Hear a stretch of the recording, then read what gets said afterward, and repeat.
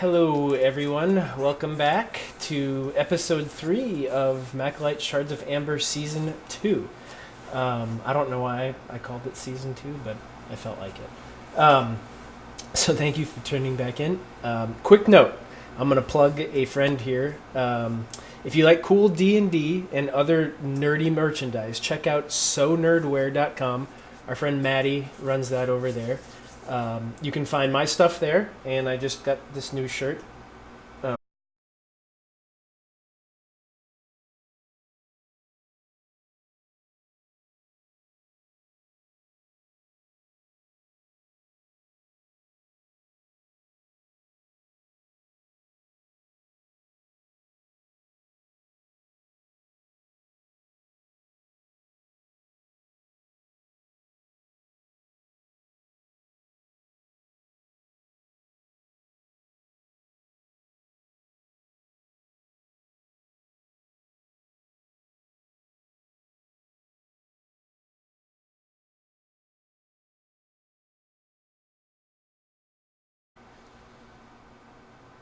Okay, I think we're live again, guys. I know the world of the internet has been having some severe problems today, so hopefully it doesn't interfere too much with this. Thank you, Wiley. So, yes, Maddie, your plug has crashed our our stream. What I was saying is you can use the coupon code CastleMac for a 10% discount over at sonerdwear.com, so jump over there and do that. So, where we were last time. The party has been broken up. Avion returned back to the orc camp to retrieve a ring she inadvertently dropped while she was wrestling with two of the humans. And Quill, who was scouting in his giant eagle form, saw that Avion went back, and he went back to get her so that he could bring her and catch her up to the group, knowing that she wouldn't be able to get there on foot as quickly. While they were gone, the rest of the party, Yip Yap and Osel, they returned the children to a group of orcs that they came across, and the group of orcs had a human with them. The orcs released the human, thinking that he was part of their party, and after a couple of well-trusted conversations, as this group likes to do, Jaheim joined in with Osel and Yip Yap and continued south on their trek. After killing a giant elk, they saw two guards pop their heads out of a cave, and after investigating, they found a makeshift shrine to Shar, and they also found a woman locked in a cage.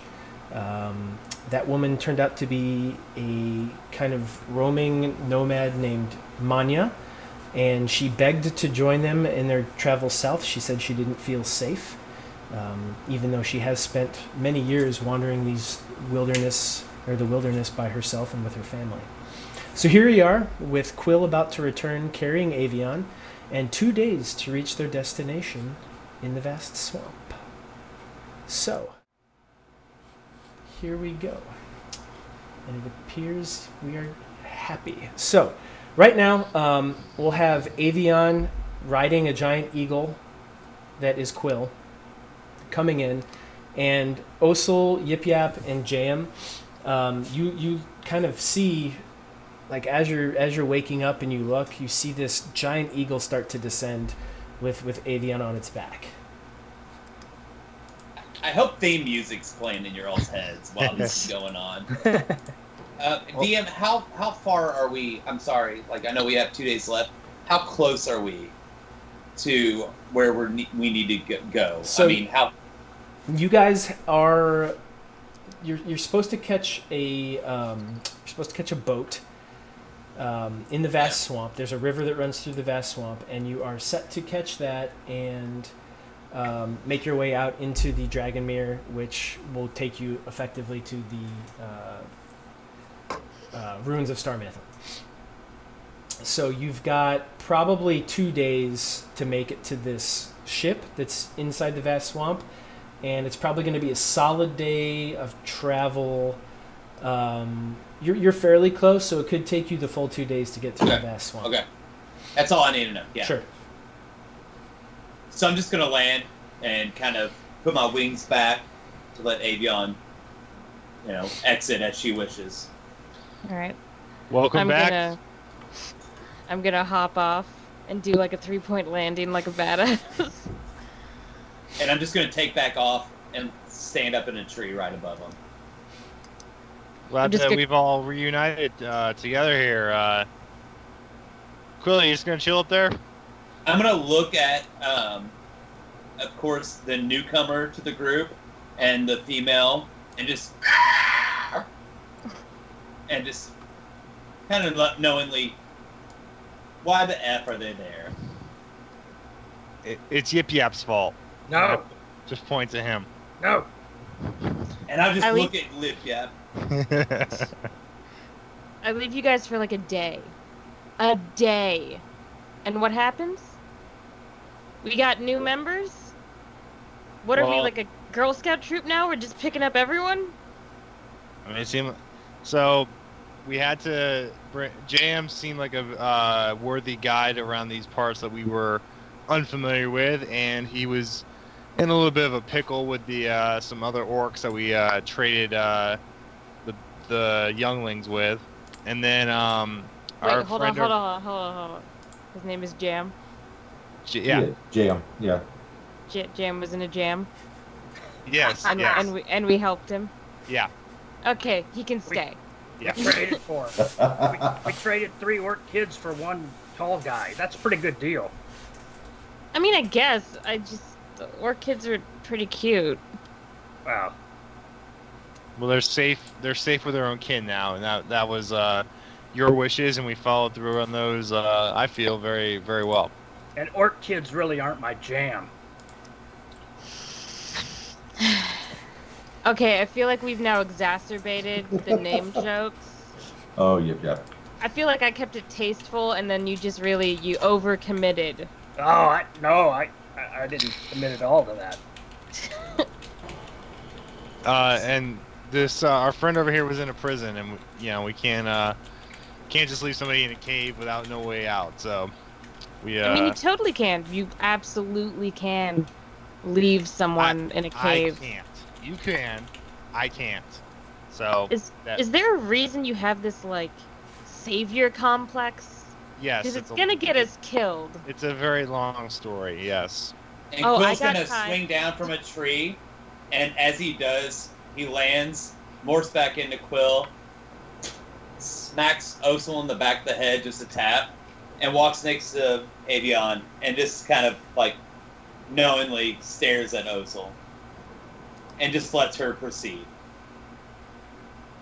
So, I mean, come on, story time. Why are we saving all these strange people when we have, I don't know, world-ending shit we gotta deal with? Really fast, DM, how long did it take for us to get where we are now? I believe... From where was that a full day? I think it was 2 days for you guys to get there. Yep. All right, so having seen this interaction, I'm just going to stand up and say, I understand you guys are in a bit of a rush trying to get somewhere. You're trying to get some stuff taken care of. The part of the trade was me getting you here in 2 days instead of 3.5. Like I said, Jam, you're totally fine. Your name is hilarious, and I will keep you. But we are picking up party members left and right here. I kind of thought we were supposed to be, a little more cautious, a little more suspicious of people, not just saving random wenches in caves.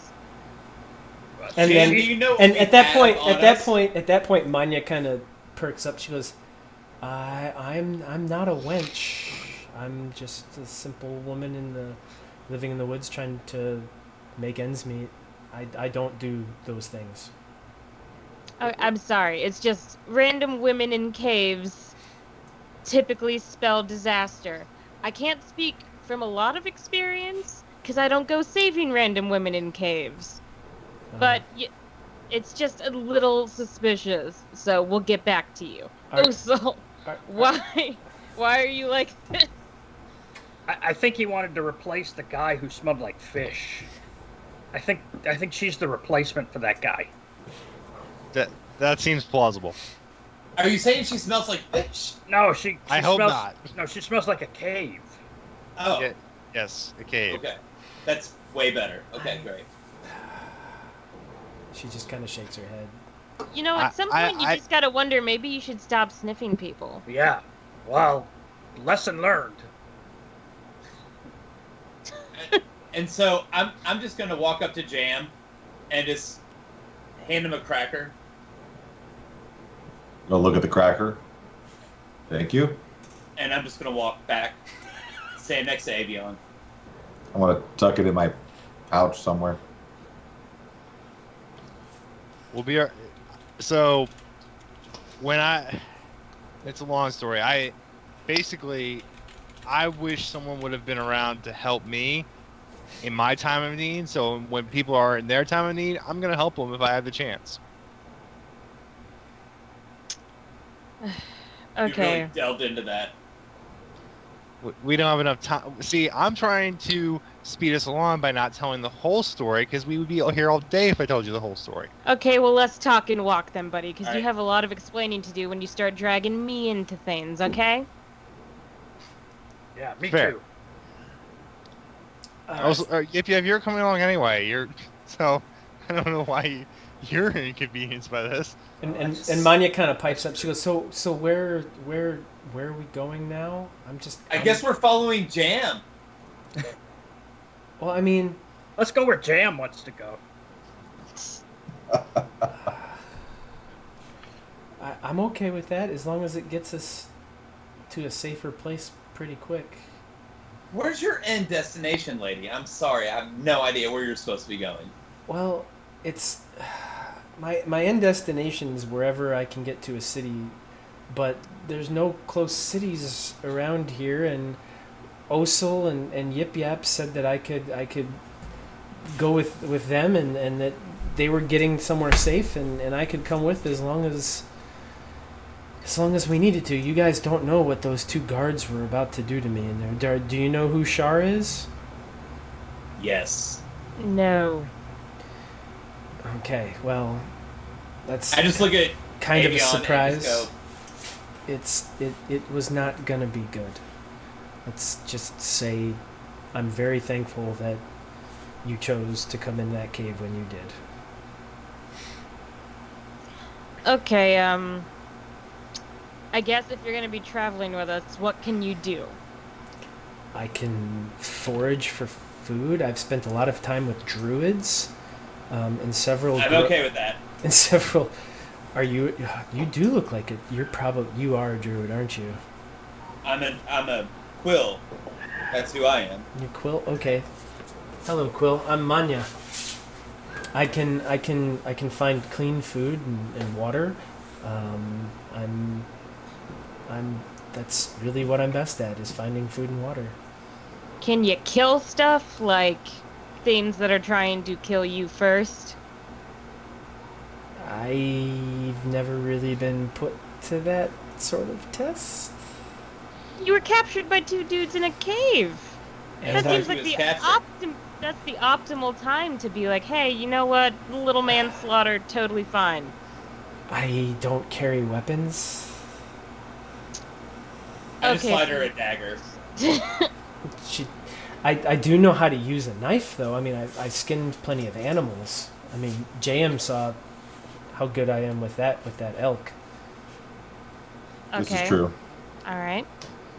So, Jam, besides being hilarious, what do you have to offer? I think thus far we've been able to make it a good distance, trying to get you guys roughly in the same direction. I'm going roughly the same direction, so we just figured it'd be advantageous. I'm pretty decent with a bow. If I need to get in close quarters, I can if I have to. I've been doing this for a little while now. So Can you kill things FYI, with extreme prejudice? Oh, I'm sure I can. I'm sure I have, and it probably doesn't faze me even to this day. real quick, Avion, Yip Yap, Osel, and Quill, all of you know where you're going. You have like a map basically Yep. laid out with your route. So it was shared with JM where you're going so that he could get you there quicker. Okay. Okay. All right. I mean, with that being said, I think Quill's just going to walk up to Osel and just kind of knowingly stare at him and just be like, can we get the fuck on with this? Yeah, let's go. And Osel just starts walking. Like, he knows everyone will follow him, so he just starts walking.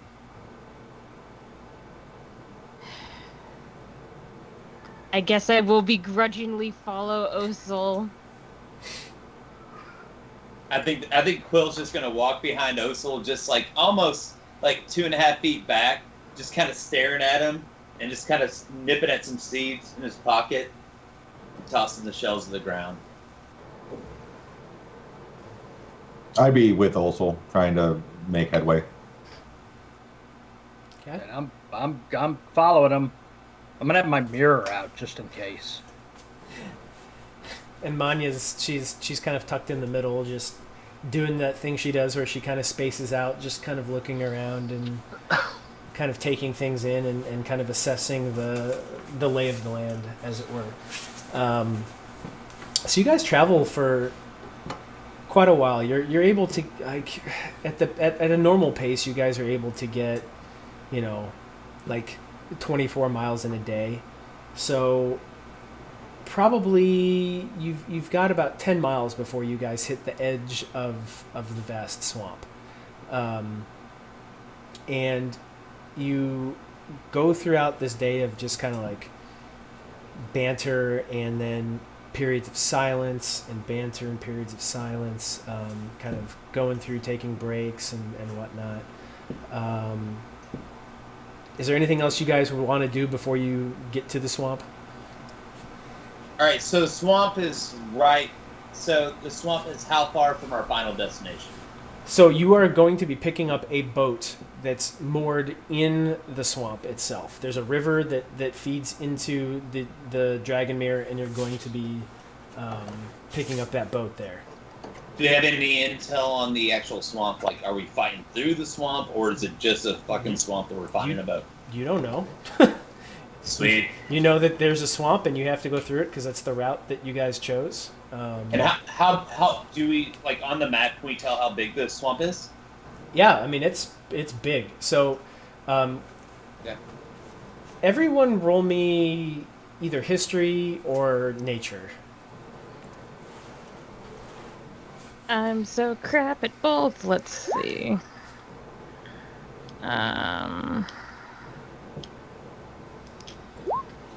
Oh, jeez. Okay, so Yep. to recap, Oh, yeah. so the people at home can hear. Quill rolled a 17, Osel rolled a 9, Avion rolled a 1, Jam rolled a 10, and Yip Yap rolled a 22. So Quill and Yip Yap, both of you are familiar with the vast swamp. It is basically an area between between Cormyr and Sembia that neither one has claimed. So it's kind of like a no man's land. It's a pretty nasty place. It's people both in Sembia and Cormyr have referred to it as like the most dangerous stretch of wilderness in the land. It's believed to be laden with evil magic and curses. The nature there is very dark and twisted. It's often difficult to see more than about a mile due to fog. There's very few trails through it. It's pretty muddy, and there's this slow, boggy river that starts in the swamp itself and then feeds out into the Dragonmere. That said, it is known for having adventurers go in to try to find treasure and spoils and magical things, just because it was once not a swamp a long time ago. There are some ruins that you will not be going by on your route, but there are known ruins within it that are from an unknown previous civilization. So adventurers continue to try to go into the swamp to try to find things. It's a pretty inhospitable place. Jam, do you know of anything of this swamp that would aid us in our crossing of it? I know enough that it's important that we get through as fast as we can. I agree. All right, so I'm going to go ahead and look at Yip Yap. And the feeling of the swamp, does it look marshy enough to where, like, Yip Yap could get through the same points we walked through? So are you guys? Where I was you guys aren't there yet. Okay. Was there anything you wanted to do before you get to the swamp? Any more conversations you want to have? Is there anything you guys want to How long will it prepare, take us? or you don't know? We don't know how long it's going to take us to get through this one. You have 2 days to get to the boat from where you are. Jan, would it take us how long to get through this?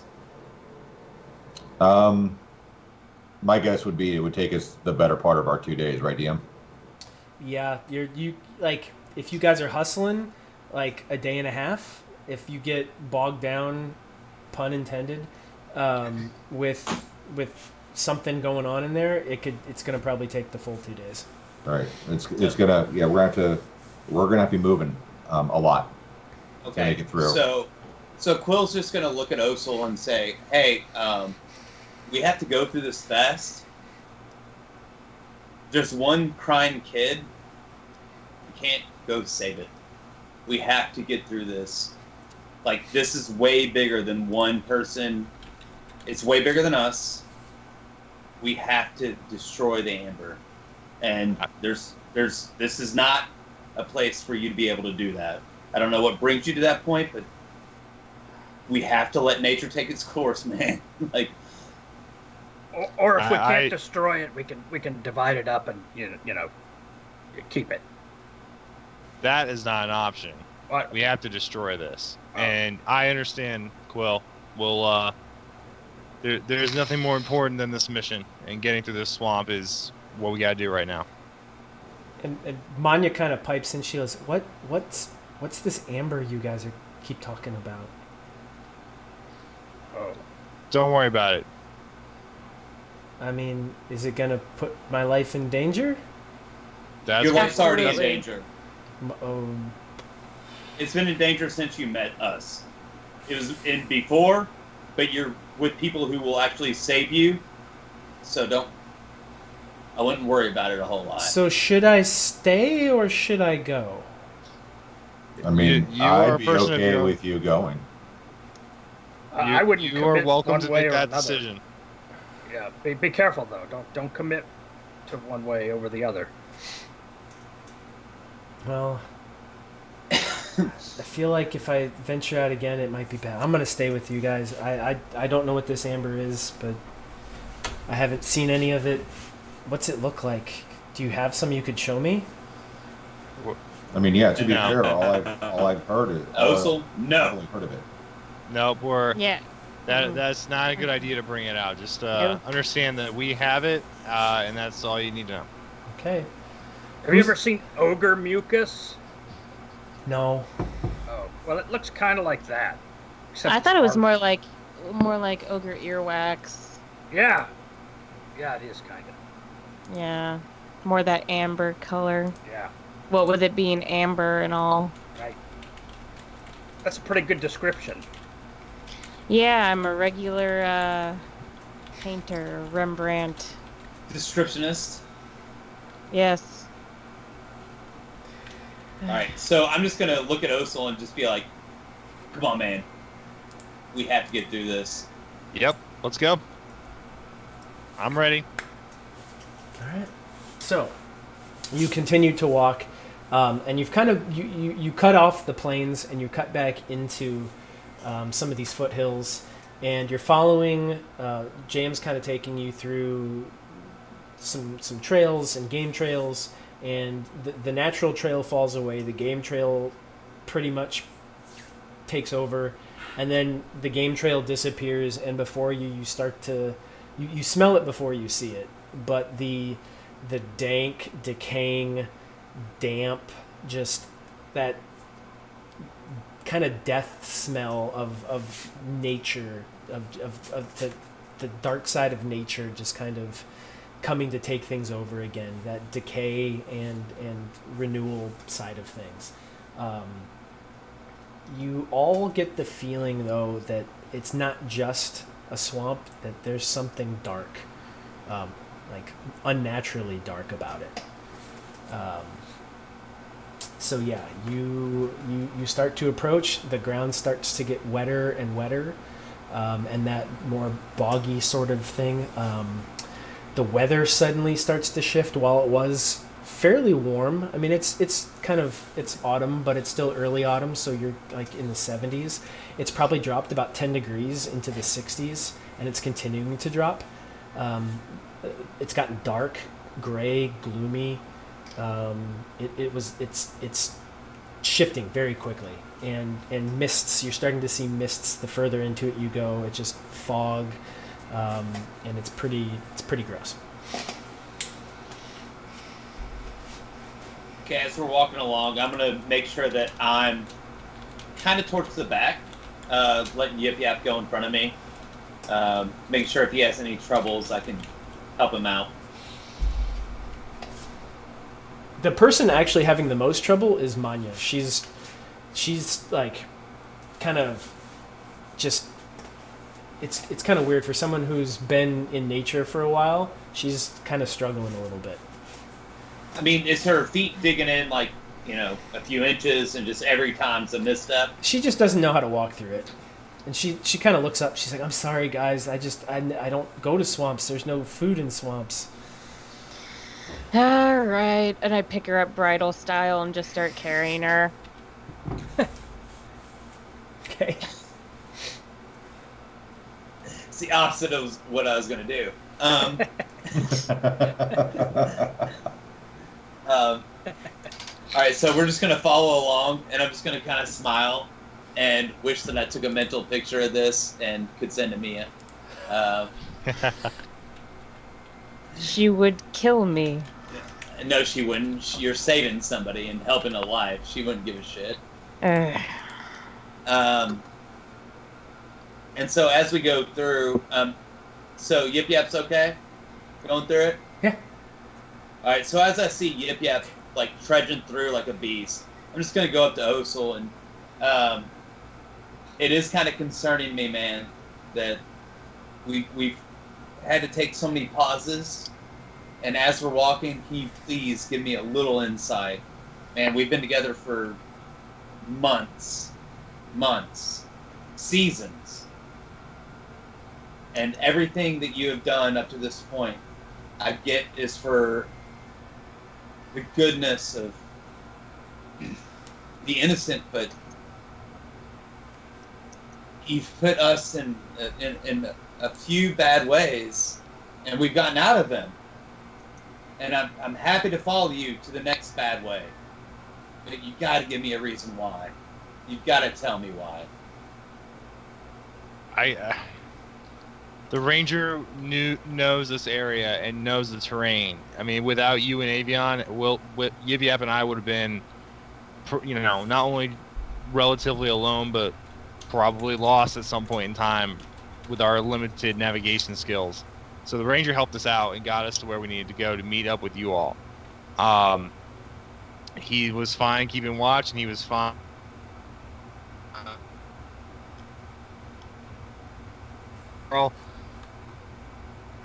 You just can't leave somebody locked up like that. We took care of the guards, and the guards, she was in a bad way. So we can, kids are safe. They're with the orcs, their own kin, and they're perfectly fine. If the Amber's not destroyed, though, many people die, and we've taken side quests now. I'm not mad at you. I love you. Obviously, I do. We've been on the road together how long? Long time. I just want to know why you have to save everybody. It's just like I said. I wish somebody had been there to save me. Well, I hope I'm it. I hope you're it too.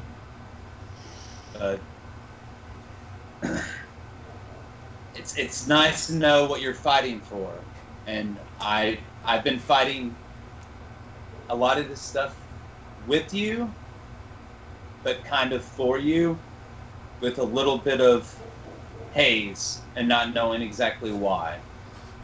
And I feel like Avion feels the same way.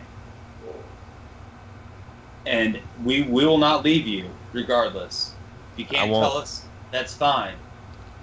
But if you have anything to unload, obviously Avion's good enough to carry the burden, and I can carry some too. So when I had a family, I had a son. I loved him very much, and we were very happy in my hometown. There was a home and a dog and several dogs, and one day it was I don't know if it was an accident or intentional. I still don't know to this day, but he died, and at the hands of somebody else. And I felt something come over me that day that I can't really explain. I can't even put into words what it came over me that day, but I threw everything out the window that I believed in, that I cared about, that I even fought for in my previous existence. And I ended that person's life, and I ran. I had to get out of there. I had to get out of the town and get away from everything. But a lot of that has stuck with me, and a lot of what I've done in our time together is tried to make up for those horrors and those poor decisions that I made, and trying to get me back to where I was and try and redeem my name. So that's it. You've seen the worst of me. You've seen what I can do. You've seen what I become when I want things or when people need to be scared. And that's that horror, that's what's in me. And whether it stays there forever or if I'm able to get it out, I don't know. But the worst I can do is try, and if it doesn't work, it doesn't work. But we have an objective, and that's the objective we're going to complete. But if I can try and make myself feel a little bit better about walking on this godforsaken hunk of rock, then I'm going to do it. So Quill's just going to look at Avion and kind of knowingly wide-eyed, yeah, and just look at Osel and say, it seems like the wolf has always protected his pack, and he's trying to protect everybody else as well. I was just going to follow you through a swamp, man, but I think I'll follow you through hell as well. Let's go. Let's go. Cap. Side note, Maddie, 500 bits donated. That's a reroll or a pre-roll. Sean, thank you for 1,000. That's 2 more. So you're up to 7, y'all. You have 7. Right. Thanks, guys. Thank you. Okay. Can I get everyone but Avion to pull their headsets off, please? On that. All right. And we're losing Shannon's feed. Shan, you still there? Thank you, Internet, for spoiling everything today. All right, I'll just give her a second here. Global internet outages today, folks, have caused horrible things to happen to all of us. Yeah, so here we go. Waiting on Shannon here. Actually, I'll pick this. You're breaking up really bad when you do speak. I'm just gonna have everybody come back on, and I'll do this later.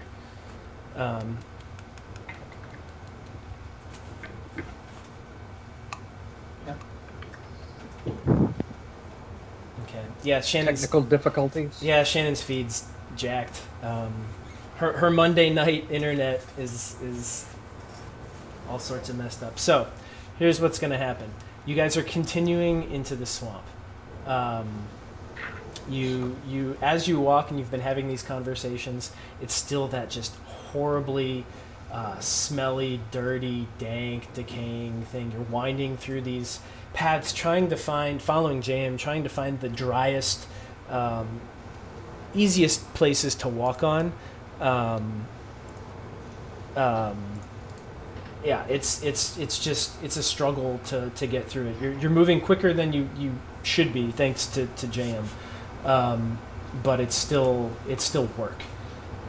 And you're kind of slowed down a little bit by Manja. She's kind of slowing you down a little bit. So that said, side note, you guys are up to 8 pre-rolls because of another combined from Michael here in game. Hey, DM, I'm gonna go ahead and do pass without a trace on us from our woodlands staff, and just see if that helps us get through this a little bit. Okay. Especially with her. Yeah, that's fine. She's jabberwalking about. I think she's rebooting right now because she just dropped out of everything. So you guys continue to walk through that just horrible dank smell, pervasive. It's just kind of everywhere. You're walking and you start to lose sight. A fog is really starting to set in. It's getting closer and closer. It's just a really hard area to get through. The sun isn't really coming through. It's still that overcast gray, and the mists are really enveloping. It's getting to the point where you can't really see, but maybe 15-20 feet in front of you. And yeah, it's starting to get a little difficult. So let me pop up over here, and the folks at home can see what's going on. So if you guys want to look at roll 20, that's kind of where you are at this point. It's what you can see. You're kind of in between that wet, boggy area, and it's kind of some tall reeds, and the water is black and murky and dank and smells, and yeah, each step you wonder if you're going to sink down even further. And from what you can tell by following Jaheim, the path you guys want to follow is potentially up this way.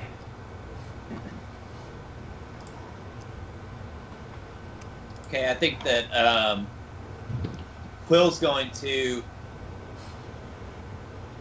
kind of just lean down and touch the ground, get his hand into the marshy swamp area, and he's going to get a feeling for any signs, anything he can feel. He's going to use his special ability to just really reach down. So you're using your okay, so yeah, you reach down, and the nature in this area, like as you put your hands down and you connect to the plant life in the area, and it goes out around you. You've got a 13-mile radius at this point. Yes. Due to your level, and by the way, that's 2 more pre-rolls. Thank you, easy. Guys, awesome. You have 10. Use I them. think the audience feels like we might need them tonight, folks. Yeah. So as you reach your hands down and you submerge them and you connect with the roots of the plants and expands out, the immediate vicinity and to the west of you, like that direction, it feels awful. The nature just feels blighted and hurt and decaying and oppressed. Do I feel necromancy, or do I feel like... You can't tell what it is. You can't tell like a magic type. You can just tell the state of the nature. Okay. The further west you go, where you came from, it gets kind of bad where you just came from through the swamp, but as soon as you feel like the bounds of the swamp, you notice a marked difference where the plant life, the trees, everything feels okay again.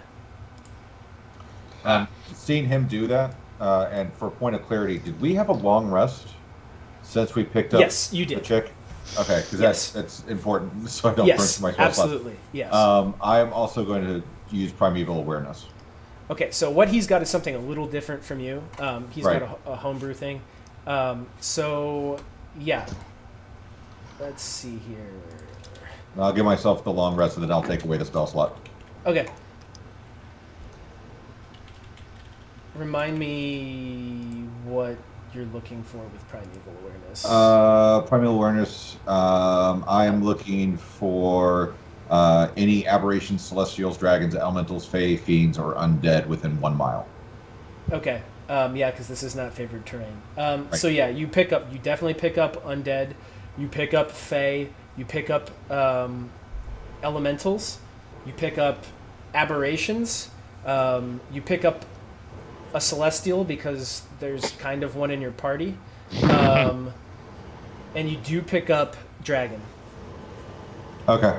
I would just kind of keep that to myself. Okay.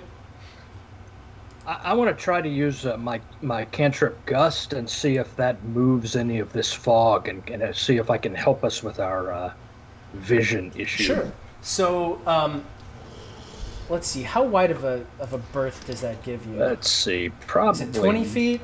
Let me check it. Let's see. Range is 30 feet. Okay. Yeah, that's fine. 30 feet's good. We'll do it that way. So you press out and you do that, and the fog parts, and you can see. I'll reveal to where you are. So you've got 30 feet. So you can see that for about 2 minutes, and then it slowly starts to come back in. The fog kind of takes it back over again.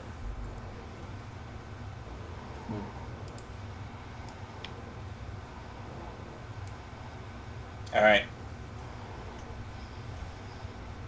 So, should we Go press ahead. on?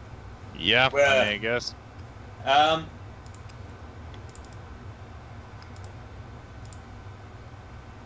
Well, cool. Didn't prepare the right spells, so this is gonna be great. Yeah, let's just go ahead and press on. Yeah. Okay. So which way do you guys want to go? Do you want to take that route to the north and west? Yeah. Okay. Yeah. So as you continue to advance, you get a berth about this as you go through. So if you want to just start putting your tokens where you want to be. Can you move yours yet, JM? No. No? I don't know what's going on with that. I'll move it for you. I appreciate it, sir.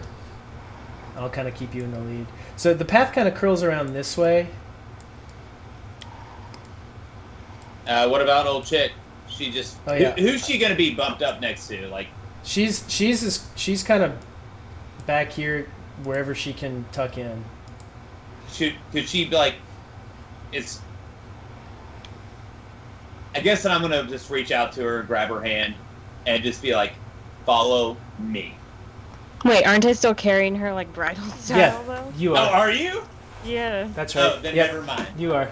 Then that'd I mean- be really weird for me to say while she's being carried. Follow me. All right. So yeah, you've got like to your west, you've got you've got more reeds like here, but then in here it starts to get just like dead, broken branches of trees that have been like swallowed kind of by the murk, and this just brackish black, really really smelly water. It's pretty rough. All I'm right. gonna do another Gust. Okay. Just see what we can see. And I won't cover it back up. I'll just, because it's just easier if you do it. So you blow out 30 feet. I'll say you come up to the front, yip yap, of the edge, and you blow out 30 feet from there. So far. Okay. And I'll say you get like a berth like this.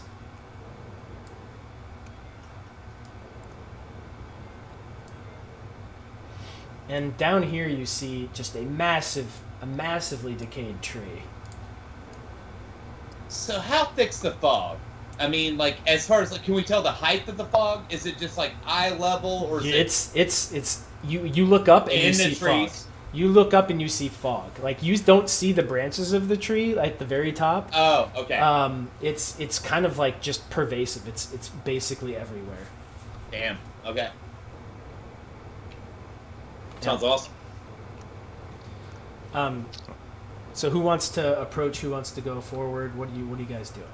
I'm gonna move forward by him. Go over by this tree. All right. So you're Quill's gonna be right with him. So you're going into the bog then. It's gonna you're gonna sink down about thigh deep into water. Because it's not a tree. It's like the remnants of a tree that's been swallowed into the murk. The Okay, tree, no, the I'll tree try down and stick here. The tree down here is on land. Gotcha. I'll try and stay by the reeds as best I can then. Okay. The natural path kind of does go this way. Mm-hmm. But this way, from what you can tell, going through these reeds and back that way, the water's getting a little bit deeper. And give me a perception check, Osul.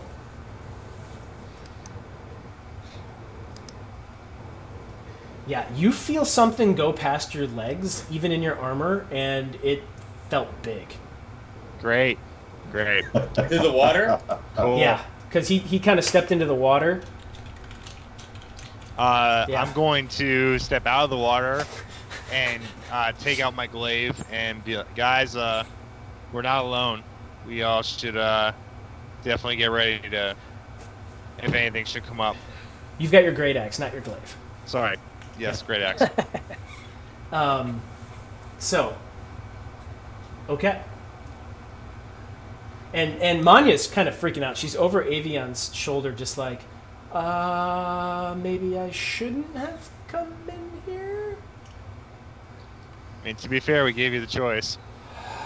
I'm not, just, this was a mistake. I'm you're gonna walk. die either way, so. I'm gonna walk more down onto the natural path over this way. Okay. And I would say also, I think we even though the path might seem to take a little bit longer, it might be a lot safer. And I'll move with. 100% agree. Yes, absolutely. Let's take the path. Quill, do you jump into the lead? I jump into the lead, but as I'm passing Avion, I put Barkskin on what's her name? Manja? Manja. Okay. I do Barkskin on her. So go ahead and cast that, and... I did it with my Staff of Woodwind. Okay, nice. I've got three charges left. Yep. Okay, so Quill, as you walk past and you come out into the front, I need you to make me a DC 12 strength save. As you sink slowly into the bog. This is going to go great.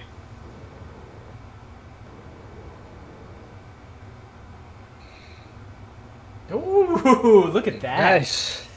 So you're able to, as you start to sink, you quickly dig your staff in to what you know is solid ground, and you pull yourself out. Directly in front of you, from what you can tell in like this region right here, is some sort of quicksand. Okay. So I'm just going to warn them. And can I tell through me stepping through, like, the origin of it, can I direct anybody anyway? Or can I put my staff in the ground? Sure, you can use your staff. Give me give me an investigation roll. Or nature. Investigation or nature, whichever one you want. Or survival. All right. I'll give you options.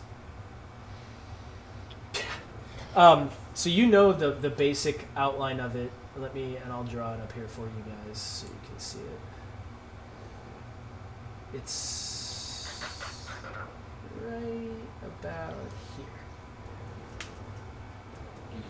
Okay. Now, like the edges are kind of more rounded over. It's not square. Sure. So I'm gonna have my staff in it and pressing and knowing the nature of it.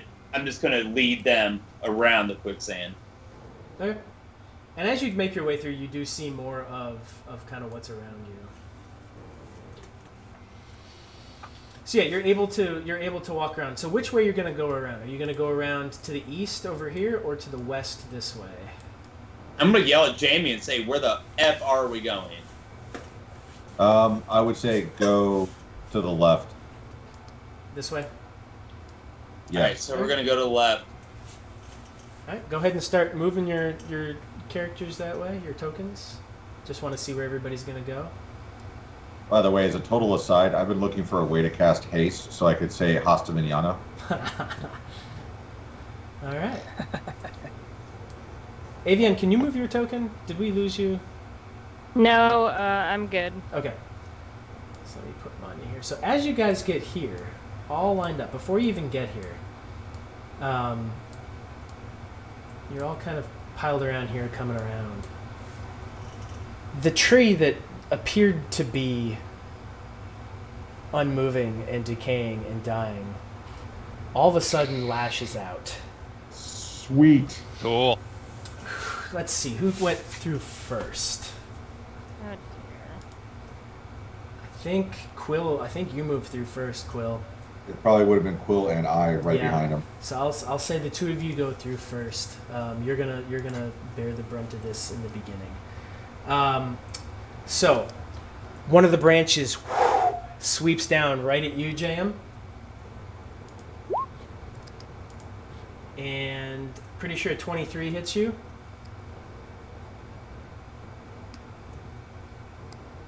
Nope, he's good then. 23 doesn't hit you? No, I'm joking. I have no idea. I think he cut out. Did we lose? I don't see him. He's there. Yeah. Crania, you there? Yeah, I'm here. I'm sorry. Is it Did- 24? Does a 23 hit you? 23 does hit. Yeah, Okay. sorry. So yeah, you take 19 points of bludgeoning damage as this is that all? branch just Jesus. laces into you. All right. And then let's see here. Quill.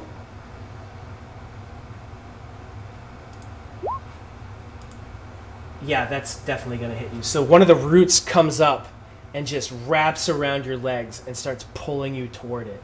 You're going to take, let's see, 10 points of damage. And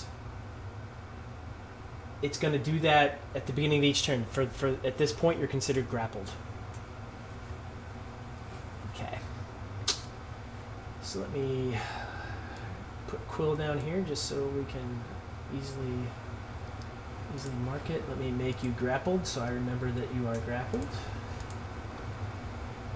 Jam, you would have been here. All right. So as the rest of you see this tree like lash out, you're able to step back before it's able to make any of its additional attacks. So you're all back far enough away from it. But Jam, you take that hit. I'll let you use a reaction if you want to try to get away. But Quill is grappled.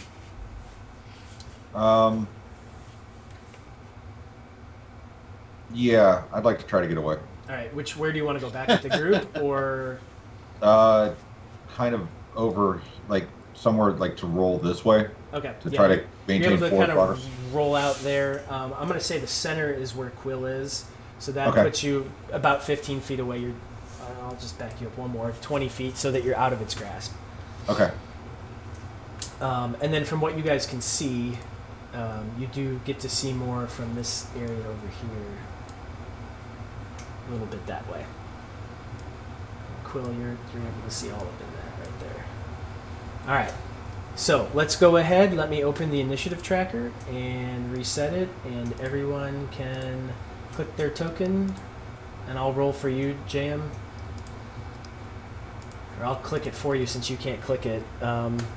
Try to roll it in D&D Beyond, JM, and if it doesn't, I'll do it for you. Oh. Oh my god. Okay. Yeah, I didn't add it, but it was a 15. I'll get it. 26? Jeez. That's nuts. Nat 20. I rolled a double-digit number. I know, almost a 20. Okay. And I'm just gonna let Manja kind of act on your role, Avion. All right. We'll just let that work that way. If she chooses to do anything, because she really can't do anything. All right. So let's get going. Avion, it is your turn. What would you like to do? If you could, on a scale of like 1 to 10, how dry does this tree look? It's kind of. Give me a perception check. All right, let's see here. Love you, Avion. God damn it. Oh, I can't see shit. Like the mists have kind of taken it, and you aren't sure whether it's the mists that are making it appear wet or whether it is just dripping wet itself. You're not sure. All right, well, At either all. way, that plan's probably a horrible idea anyway. I'm gonna gingerly set Manja down, Okay. and I'm going to look at it and be like, a tree's just a door that hasn't been made yet, and go and try to kick the shit out of it. Okay. All right. Go ahead, move in and make your attack. I'm smart, you guys. I'm a smart lady. 17 hits. So yeah, you lay into it with your boot. Now, are you kicking like the trunk, or are you trying to kick the branch or the roots that have kind of entwined around Quill? I'm probably just gonna kick the general trunk of the tree and be like, hey, fucko, let go of my friend. Like you kick it, but seemingly nothing happens. Alright, looks like it's time to break out the big guns. And I try to, like, smash the base of the roots with, like, a curb stomp. Where Quill is? Yeah, not Okay. like hitting Quill, but, like, just trying to Sure, break no, the base. I know what you mean. Yeah. Yep. Oh. Yeah, that I'm pretty sure that hits. Yeah, so even though you hit it, like you stomp on it with your boot, it doesn't seem to release from him at all. Let's see. What else can I do?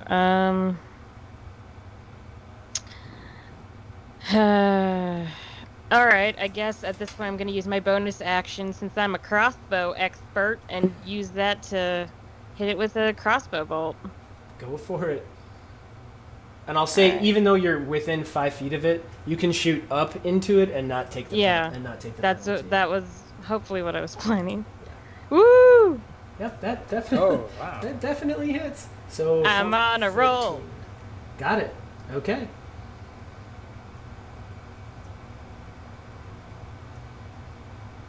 All right, and I So- believe that's all of your turn. Yeah, I'm just gonna sort of generally yell at the tree and say, "Fuck you, tree." All right, And yeah, that's my turn. got it. So let me put it here. I'm gonna put its initiative. I'm gonna have it act last, just for giggles. All right, that brings us to Yip Yap. So, this tree's made of wood, right? From what you can tell, yeah. Is Quill wrapped up? If I set this whole tree on fire, I mean, I would get Quill because he's wrapped up in it. I take it. Yep. Well, I guess I shouldn't do that. Is it big enough where I could blast a particular part of it without getting him? Like if I shot a lightning bolt at it, could Yeah. I could avoid Quill. Absolutely. Well, that's what I'm gonna do. And you have 10 pre-rolls. Well, I will. You know what? I'll take one of those, and I'll give it disadvantage on its save. Okay. Can I? Yeah, you can do that. All right, so I'm gonna cast lightning bolt. Maybe. hopefully. It might take a second. If not, I can do it for you. All of a sudden, 20 lightning bolts Right. show up. Yeah. Is it not working out of there for you? Oh, no, it's just slow. Hang on, I got it. Okay. Because I've got your sheet right here. I can. There do it is. There we go. Yeah, DC 18 Dex save. Okay, let's take a look. How dexterous is the tree? Not that dexterous. Does not make it. All right. So it takes 26 plus 5, so 31 lightning damage. Okay, so you send it into the tree, and as you send it through, like, you can see the little arcs going between, like, droplets of the fog, and it creates this kind of, like, blue shimmer as it goes through, and it hits the tree and slams into it, and you just see parts of it go up in flame, and then extinguish and stay blackened. Mm. Okay? Like, I can't see, it doesn't look damaged? I mean, you see where it was singed. Like, okay. it's All black where it was struck. It was I on gotcha. fire momentarily, and then it stopped. Okay. All right, that's all I got. Okay? All right, and that Osel, it is your turn. All right, I'm gonna walk up to the tree and I'm gonna kind of spin my great axe in my hand and say, "All right, well, let's see what this can do." And I'm gonna aim for the limb that has quill. Okay. Go for it. So first attack. You kind of, you're trying not to hit Quill, and you bury it in the ground. All right, extra attack. Second attack. Ooh. Yeah, you definitely. Oh. You go right in, and you sink deep into that root. It's a pretty thick root, so you don't break it. But all of a sudden, Quill is released. Yep. Got you out of there, buddy. Anything else you'd like to do, Osel? I'm good right now. Okay. Jaheim. So I guess we're going to try to end the tree. All right, I'm going to use the ability given me by Dread Ambusher, and I'm going to attempt to put 3 arrows into this tree. All right.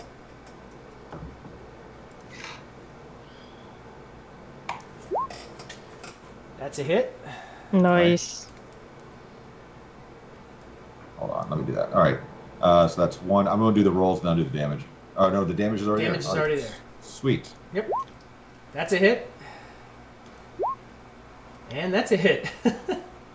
So I'm able to hit a tree. Like Yeah. hitting the broadside of a barn. Got it. You arrow that tree up. Boom, boom, boom. Yep. Sunk in, just stuck in there. Yeah, that's my turn. And its branches are like moving and it's flailing, but it's not making any noise. All right. Let's see. That's gonna bring us to Quill. Now released. I'm just gonna. So after being released, I have to use my movement to get up, right? It doesn't knock you prone. You were just grappled. Oh, it's just like this. Okay. And so I'm gonna immediately, as a bonus action, flip it off. And as my action, I'm gonna cast Insect Plague on it Okay. Ooh. and call in the locusts. Okay. Nice. And it can make a Constitution saving throw. All right.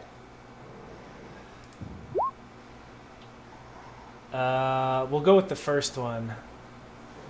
So that's a 9, so it does not make it, Nice. which is crazy because it has a super high constitution. It's a sturdy tree. Yeah. All right, so it's going to take 21 points of piercing damage. Wow. And the okay. locusts stay there Okay. until I say otherwise. So every round, is it going to deal damage then? I'm not familiar with that spell. It's only for 10 minutes. So every Oh, round for the next Only for 100. 10 minutes.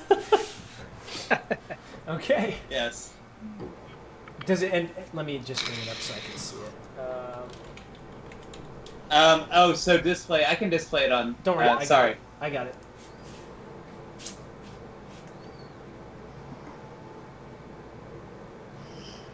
Okay, so I don't. It's not just me.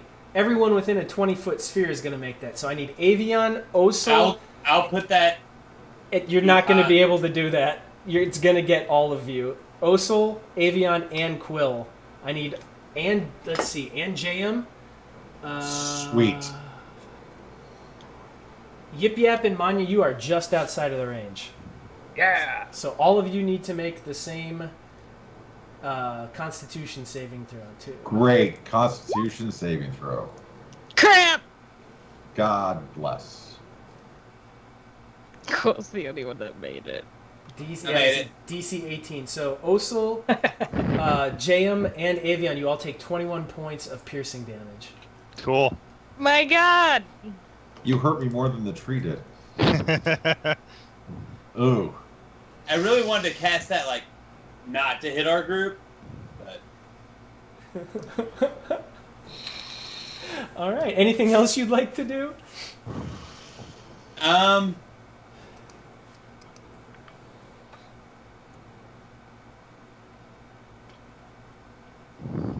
Trying to see if there's a way for me to just move it back. You can't do it this round. Nope. All right. No. Yeah. I don't think you can even move it. No, you can't. You can next round you can Dispel it. dispel it, but that's about all you can do. Okay. Its turn. Okie doke. So Oh boy. it is going to go after you again, Quill. Does a 16 hit you, Quill? Yep. All right, you are grappled again. And you take 9 damage. 9. At the start of each of your turns, you're going to take 9 damage until the grapple ends. So you are grappled. Let's see. Avion. Oh boy. Pretty sure 20 hits you. It might. You take 17 bludgeoning damage as this branch just comes crashing down, knocking into you. Fucking tree. Locusts and trees, by the way. Let's see. Sorry, guys. Osul. Pretty sure 22 hits you. Sure does. You are also grappled, Cool. and you take 10 damage. All right. So the roots have now reached up and go around and have wrapped around Quill and Osul as this branch has smacked Avion. And now Ozel looks over at Quill. Yeah, I think this might have been a bad idea. Quill, does a 14 hit you? No. So it tries to pull you up, and you see part of the bark separate and a really disgusting mouth open with like sharp wooden teeth, and it goes to bite you, but you're somehow able, because the roots are also focused on Osul, it can't quite pull you up enough to get to its maw. And it just kind of sits there, this disgusting tree mouth open, like just black stuff dripping off its sharpened wooden teeth down. This as it's student like, really hates trees right now. Yeah. all right. And that brings us to Avion. Okay, so I'm gonna smack the crap out of it with my quarterstaff. Okay. Specifically where Osul's tied up, so hopefully I can hit Osul too. Okay. It's group hit day, guys. Welcome to the group hit day. I'm just frustrated with his goddamn savior complex. 16 hits, 4 damage. Got it. Oh no, it's two-handed. It's 6 damage. Oh, son. 6 damage. Okay. It doesn't seem, the roots do not seem to let go of either Osul or Quill. All right, then I'm gonna use my bonus action to or not my bonus action, but my regular second attack to shoot a crossbow bolt into that mouth. See if I can get it to shut up. Okay. Fire away. Ah, damn it. 13 does not hit. So you can't quite, like, the fog's kind of, even though you're close, you're still like, poof, and it goes right past it. It glances off the side and shoots off into the bog. Okay, I believe that's your turn. Yeah, because I used a two-handed weapon for that first one, so I can't do my crossbow expert thing. Okie doke. Yeah. Yip yap. So I'm gonna quicken a witch bolt. Okay. And I'm gonna fire my quickened witch bolt as a bonus action. And I'm gonna use one of our. Actually, I was inspired the last game. I had an inspiration. I'm gonna use that. Okay. For my to hit on my witch bolt. Sure. To give me advantage. Sure. And I'm gonna see if we can cast it.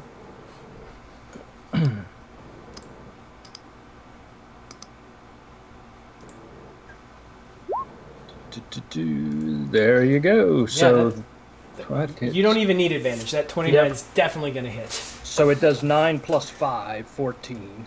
Okay. And then with my regular action, I am going to. And the whole time this is happening, these roots just keep like enveloping around Osil and Quill, and they keep getting tighter and tighter and tighter. I am going to firebolt it. Okay. And now I'll use one of my. I'll use one of our pre-rolls to give me advantage on that.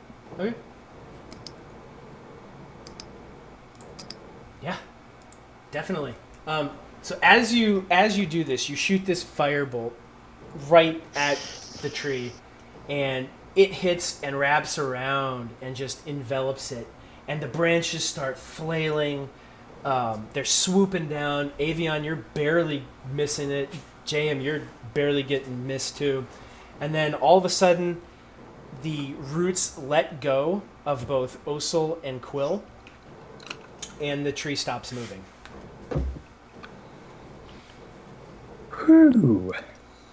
I'm gonna turn around and look at all the other trees in the area and be like, see what happens? You see?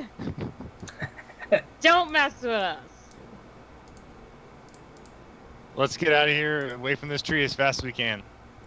I'm gonna walk back over to Manja and pick her up again and start walking back. And as you start walking away, you see Quill pissing where the tree was. Okay. Absolutely. Okay. So yeah, go ahead and move yourselves where you'd like to go. I'm scared. I'm going to straight up take my healing potion at this point. Okay. You're completely able to do that. Not a problem. And I'll kind of put you over here as well, Jam. Yep. Where would you like to be? Put yourself where you... Okay, good. Yeah, so you guys make it down there. Jam, you pop a potion. So if you want to fire that back up in Beyond, you can see your hit points come back. And that's kind of what you guys can see right now. It's a little bit of a clearing over there. More reeds and kind of a natural path through it. All right, I'll start walking ahead, just like right here. Okay. Nothing happens. You're fine. Okay. I'm And going to stay in the front with also, of course, or whoever's near the front, I will try to be up there. Sure. And as you guys kind of make it through, you start to see a path, kind of not a path, but just a natural funnel of this less wet ground kind of pop up before you. It kind of comes down this way. Down here, like where Osil and Yip Yap is, and it kind of comes around the outside of these reeds, and from what you can tell, kind of comes up and around this way. You see more water and like dark, dank stuff this way, like right here, and you do see some more like trees sticking out of the deep. I'll keep following the natural path. Okay. And as you do that, you just continue to see, just more trees kind of in the muck and the mire. And I'll move you, Jam. During the break, I'll see if I can figure that out. Okay. So you're able to, if you want to move through this path, that's fine. You guys can do that. Yep. So you do that. You're able to get through, pop out, and you're back into a fairly normal situation. You're kind of in the same sort of thing. This is what it looks like in this bog. There are dead trees and reeds and muck and mire, and it's kind of these natural paths that you imagine whatever animals are living here are following. So let's do this. Let's go ahead, and this is a good spot to take our first break. So we'll be back in about 10 minutes, and we'll get started back after that. So stay tuned, friends.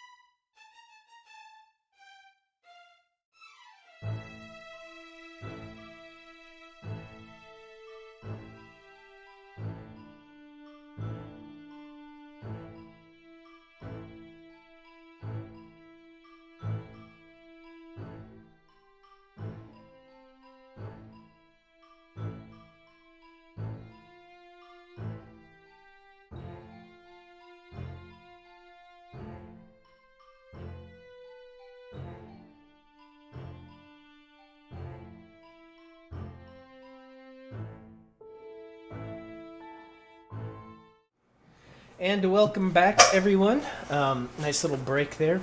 So, where we left off, if anyone has joined while we were on break, the party has just defeated a tree blight in the vast swamp, choosing to engage with it rather than just walk around it.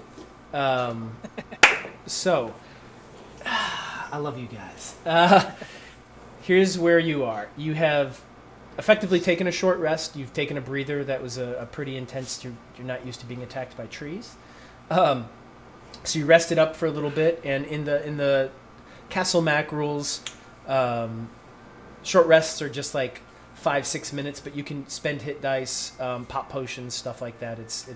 They get 2 short rests per day. So it's a little bit different than a lot of other people play it, but I think, and I agree with Steve and Sean, it's a much more realistic use of the time. Agreed. No one's going to sit for 4 hours as a short rest. So, y'all have 9 pre-rolls left, and you're continuing through this swamp. I'll let you guys go ahead and talk. Anything you guys have planned or want to do, go ahead real quick. Otherwise, I'll dive right back in. So go for it. I'm just. So we attack trees and each other. Is that what we do now? I mean, I guess if we're in each other's way, yeah. We gotta do what we gotta do. That tree was wild. I called them in under duress and had no idea they were going to attack you as well. So. It's been a while since I've been almost eaten alive by insects. It's all good.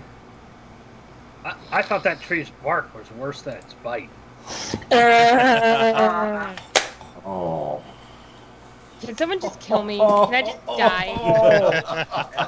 Oh man. I'll be here all week.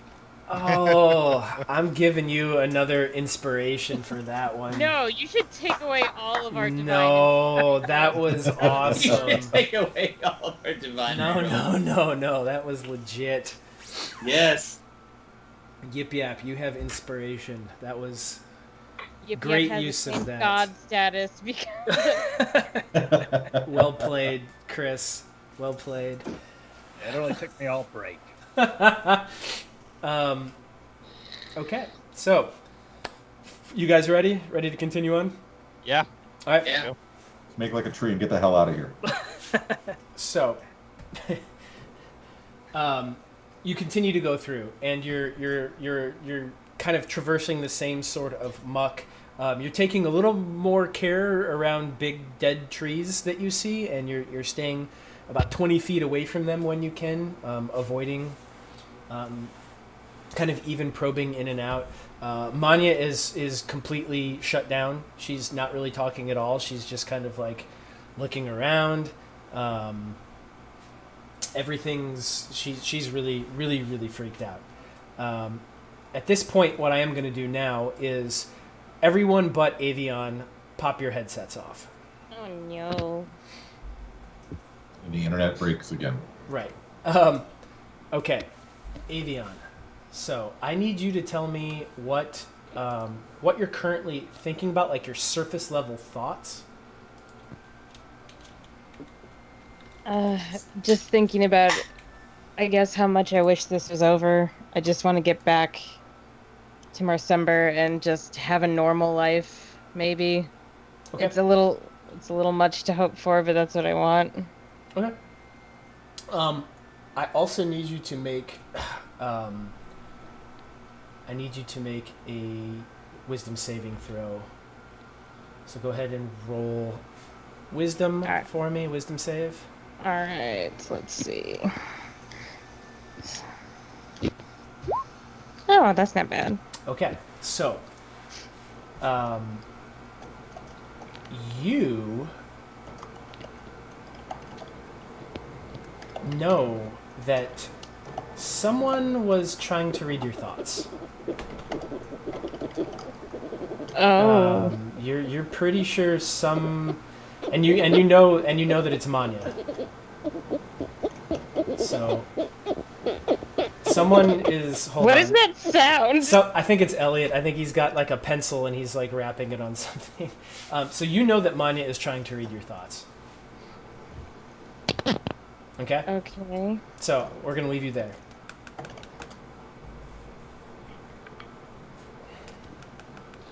Oh dear. Can I do anything? Should I? What should I do? Oh, 500 more from Maddie. Thank you, sir. Back to 10 pre-rolls, y'all. All right. I guess like if she's trying to read my thoughts. What? Wait, who's trying to read your thoughts? You don't know. I'm definitely. You don't know. I'm calling her out immediately. Okay. I'm like, I just drop her in the muck, Okay. and I'm like, "What are you doing?"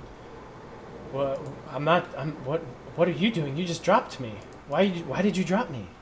Why are you trying to read my thoughts? Can we hear this? Yeah, I'm saying this out loud. I'm not hiding it. Okay, so Quill's going to run over and quarterstaff right above the throat. I'm not doing anything. I'm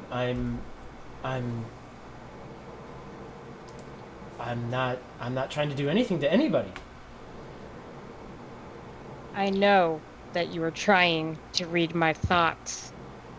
And then hold on, and then as that happens and Quill's got quarterstaff up, you blink and she's gone.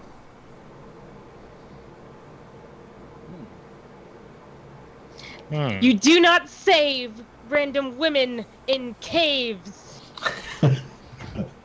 Avion, back to back. Back to back. Osel, back to back. James, back to back. I thought you were calling him James. Yeah, you do nothing.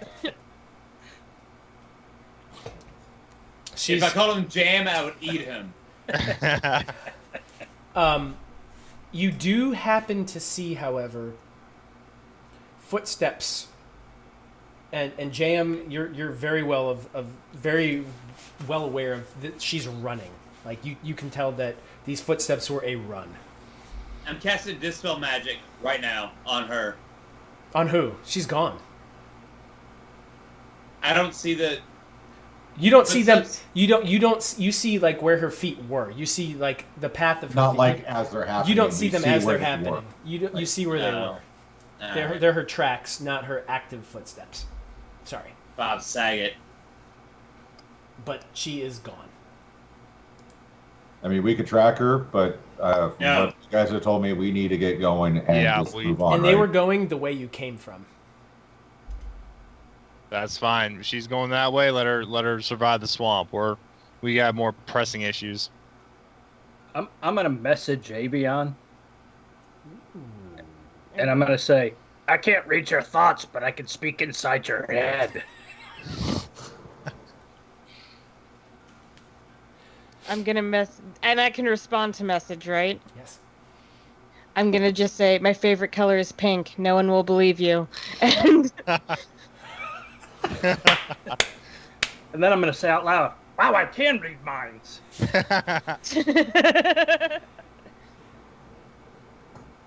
Okay. All right, y'all. So you continue hiking through, trekking through. It's a little bit easier now because you don't have to carry her, Avion, when she's not walking. And every once in a while, you all kind of poke back over your shoulder and look around, but you don't catch sight of her. So you continue this kind of like south, like you've gone west for a while, and now you're heading south, and then you're gonna head kind of southwest to try to get to this river, and you're continuing through the same sort of muck. It does kind of open up in some points and turn more into like an algae sort of, like those algae pools you see where there's just green covering the surface, kind of the ponds when they get that way. And some of What it time gets, of day is it? you aren't sure. The sun is, you can't see the sun. It's just this gray kind of, it's light, and it's not completely dark yet, but you aren't sure whether it's 8 in the morning or 4 in the afternoon. You know it's not like 6, 7, 8 o'clock because it is still somewhat light, but you are not sure.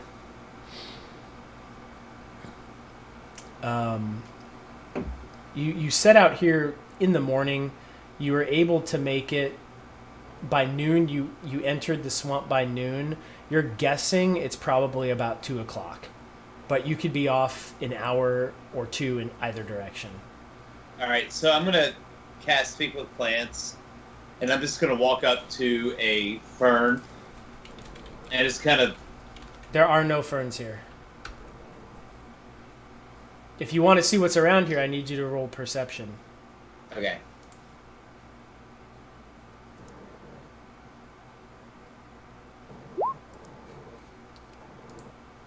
Uh, 28. So you have like algae. It's where you are currently. You have algae. You have some reeds. You have kind of like some vines growing around trees. Some like a couple of weeds. There's not a lot of actual plant growth.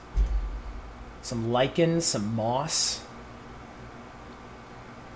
Okay. There are some like small trees, but they're pretty, like they're kind of not broken, but they're not growing all that well. They look pretty sick.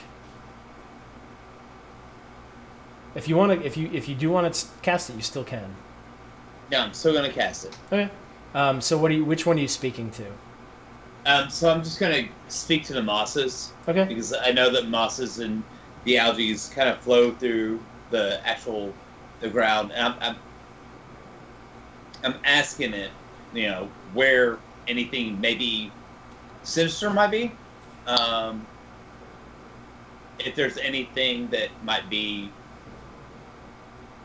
I'm looking for traps. So they don't understand sinister,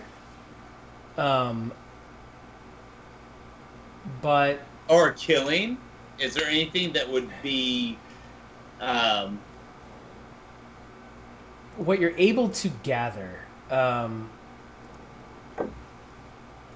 is that some beings that can walk have recently tread through within the past few hours, and they are fairly close by. Okay. Is there anything that it could give me on what they look like, or no? Just footsteps and weight? Like, you know that they are bipedal. Okay. So they're walking on 2 legs. Yep. Some of them are taller than others, significantly taller than others. Some of them are short. And they do say that one of them looks like the shortest one within... many of them look like the shortest one within your group.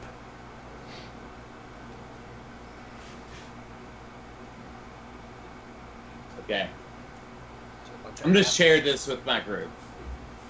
Okay. I'm going to wipe my hands off and just say, let's get on with it. So you tell them that effectively there are a bunch of kobolds that have passed through here? There are some kobolds. Okay. Well, maybe we can reunite Yip Yap with some long-lost family members. Yeah, well, I don't think we're supposed to reunite people anymore with other people. Although, it sounds like a pretty handsome group, if I do say so. Well, perhaps having one of us with us will benefit us. But yeah, let's keep on going. We don't have any time to spare. Okay. You continue on. You continue going for about 30 more minutes, and you're still in this kind of mossy... the ground is a little bit better than what you came through previously. It's a little more firm. You only sink maybe about an inch down into your boots or your feet, however you're walking. It's Not definitely walking my feet. it's definitely well. I mean, like if you're barefoot or Yeah, if no. you're wearing shoes. The and everything's gotten a little more covered in algae and moss. It's less murky water and more kind of more ground. And you come in, and in this next spot, you open up, and it kind of looks like this for you guys.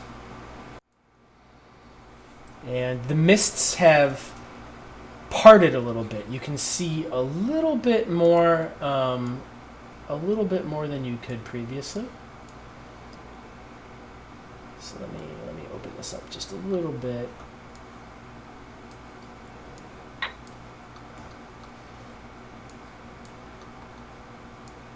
Just to give you an idea of where you're at. Okay. So that's kind of what you're working with. It's some more land bridges type situation, and then those darker green areas are more like water with that algae cover to it. And everyone give me a perception or survival check.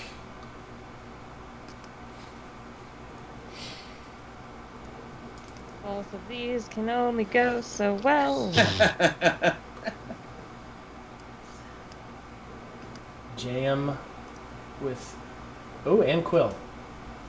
Alright. So Jam and Quill, and even Yip Yap. Jam and Quill, you note that there are several tracks going through here. Quill and Jam, both of you know that some of them are hobgoblin, and then the others are kobold. Yip Yap, you recognize some other tracks, you're not sure what they are, but then you also recognize kobold tracks. Osel and Avion, you're just sea tracks. And you know that there's a lot of them. Sweet. And they kind of go across this land bridge here, and then down kind of to the... Instead of going up this way, they all kind of go down this way here. Well, Ranger, which way does your census tell us to go? We still need to head. Is it this way-ish? Yeah, you guys kind of still need to make your way west, and then like southwest. Yeah. So that general direction. All right, so Quill's gonna walk up to Yip Yap, and he's gonna kind of kneel down and just look at him and be like, "You know that there's a lot of your kin down there. It might not be your kin, but your kind of people." Yeah, that'll be fun. Maybe we can have a barbecue or a party or something. Okay. Can you speak for us? Sure. Will you vouch for us? Yeah, I mean, pretty much. Okay, and if things turn sour, At the barbecue?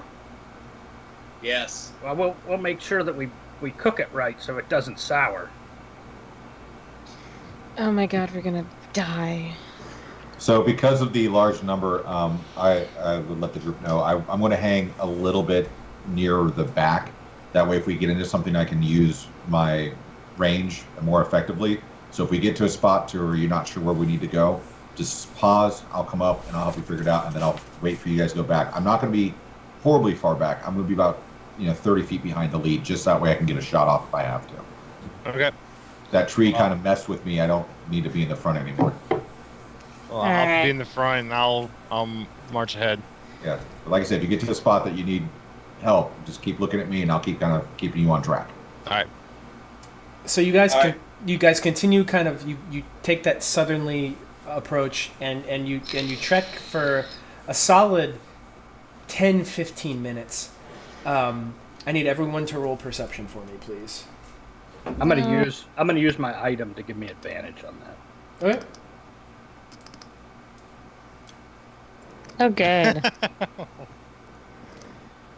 Oh, shit.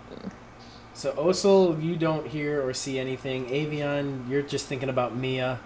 Yep, sounds about right. JM, you've got elk, And on the clouds. elk on your Come mind. on. Quill, you hear everything. No, you up ahead. Up ahead, probably like 50, 60 feet. It's still like there is still some mist, and it obscures things, and it does kind of make it hard to pick kind of what's coming up. You hear grunting and commands in a language you aren't sure of, and you hear commands back in another language. Every once in a while, you hear Common being spoken, and it says, "Hurry up!" It's like, "Hurry up, scum! Get over here. We need you to do some digging." Yip Yap, you hear kobolds speaking, and you hear them. They start talking, and then all of a sudden you'll hear in Common, "Quit that chatter out! Speak in Common so we know you're not planning anything."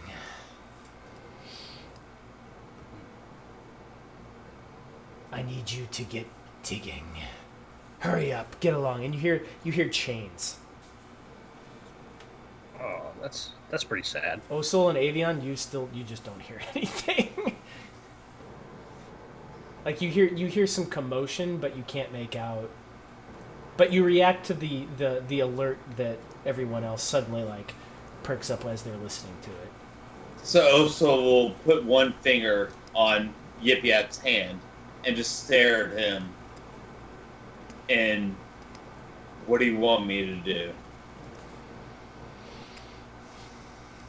Let's keep on going. We gotta go this way anyway. Might as well just keep on trucking. Okay. I mean, So what do you guys think? I mean, I don't see any other way forward besides where we're going. So Yip Yap?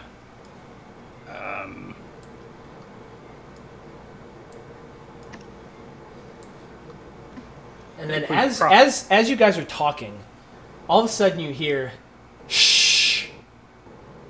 I hear something." I'm going to cast Pass Without a Trace on the group. Okay. So that's +10 to stealth, everyone. Nice. I'm gonna point to where the noise is coming from. I'm gonna point that way, and I'm gonna wave my fingers like this.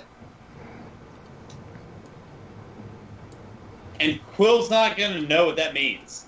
Do we fight them? Or do we tickle them? And as you guys are doing this and having this conversation, you still hear, "Something's out there. I can hear it. I hear speaking. I hear more of that chatter." And do we know what the voices are? Is it human? You don't know. But it's in common. It's in common, but it's rough. I think that... Are we going to pass? Should we just do the inevitable and go kill something? Yeah. I'm gonna pull out my dagger and point in that direction. And you're going to look at Quill and point in that direction? I'm gonna pull out my dagger and point in that direction. all right. Well, if UPF says let's go, let's go. And so, DM, Yeah? as he pulls out that dagger and points that direction, Mm-hmm. exactly what is our position? So you all are here. Okay. There's like this firm ground kind of, it appears to be more firm. Where you're standing is pretty firm. It appears to be firm down here. You see this log kind of going across one of the wetter areas of the algae. You see up here, it's pretty, you get the idea, it's pretty deep water up here under the algae. Up further, you see another kind of land bridgey area. Like it's a little wet here, but then it gets firm again up top. And there's more of these kind of dead trees and things of that nature around. And which direction are the voices coming from? This way. How far out away? Here. You're guessing they're maybe like 60 feet away, 50, 60 feet away. I'm sorry. Can you ping it one more time? I didn't see it. You're guessing it's coming from this direction. Okay. All right. All right, I have an idea. I fucking love you, Chris. I'm It's not a- technology challenged. I have an idea. It's not a great idea, but it's an idea. Let's hear it. I'm already I- excited. I can go up to where the voices are. You guys take that route and go around and sneak attack while I distract them. Oh, we know how distractions go. Excellent. Let's go. I'm glad we're just so on board with this. Okay. Are we not? Okay, Avion, we're doing what you're saying. Let's go. I mean, it's just a suggestion. It's an idea. Feedback is welcome. Let's have Yip Yap go with you, so at least you have a kobold with you. Maybe we can negotiate with them, with the kobolds. As you guys are talking, you continue to hear more chatter and things are going. I don't like this. Let's get defensive and like you hear weapons being unsheathed. With the kobolds? You don't know who's talking. You can't see anything. You just hear All right. voices. All right, let's go in Oso style. All right, let's go. Go. So who's going where? Hiya, hiya, hiya! Who's going where? I'm going to like the idea, and I'm going to go up here. Oh, Quill is gonna go all the way in. He does not give a fuck. So He's gonna go straight in. So Avion and Osil are going, and Quill are all going straight in, kind of over this log. Yeah. Yes. Yip Yap, what are you doing? I'm going to start by going right here. And then JM, you're kind of hanging back. Yeah, I'm gonna go up. You're going up. Okay. Yeah, that was the last cognitive idea that I heard. So we're gonna go in Osel style, and they just started running. So Okay. where I can still It's see like them. these idiots always just run into a fight. All right. Let me just turn. Hold on. There we go. Let me turn this so you can see stuff.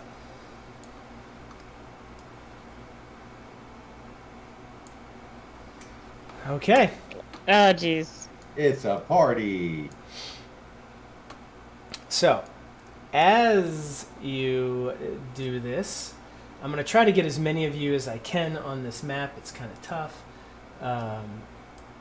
Just move this up here for the sake of everybody seeing it. Okay.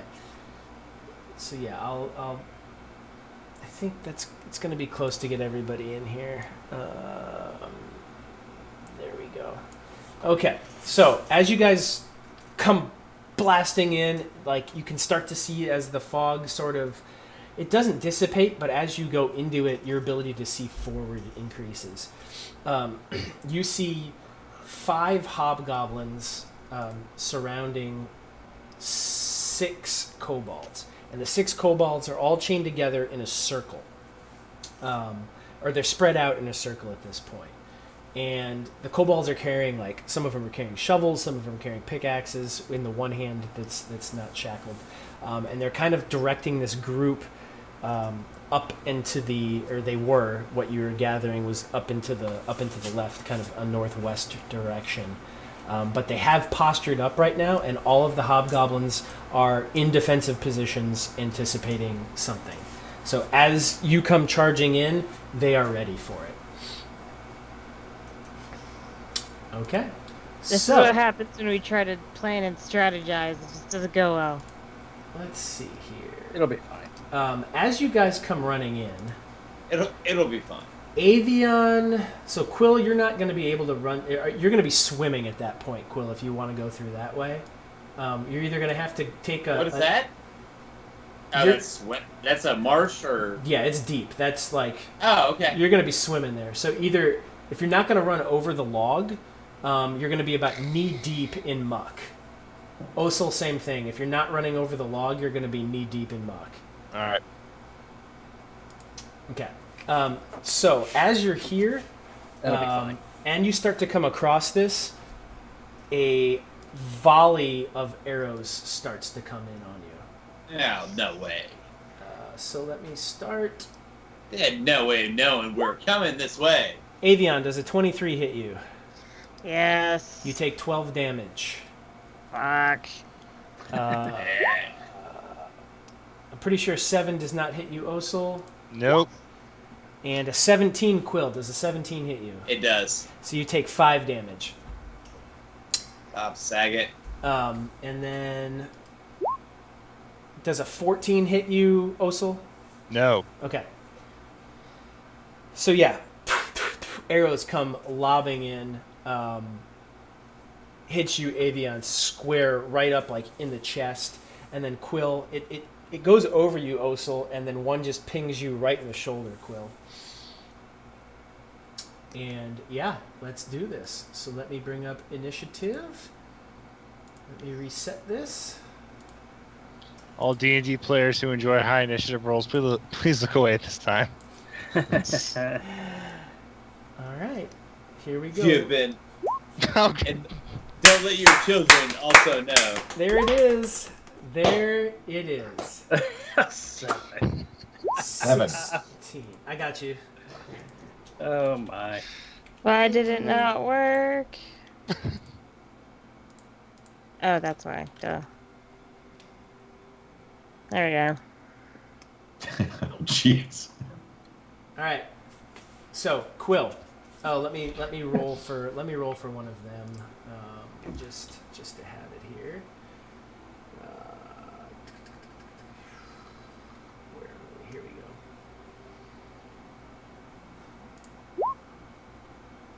Okay.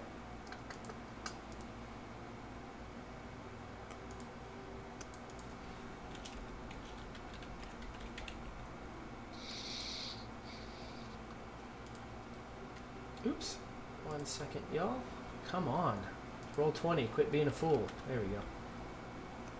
All right, Quill, it is your turn. All right. Well, DM, do not hate me.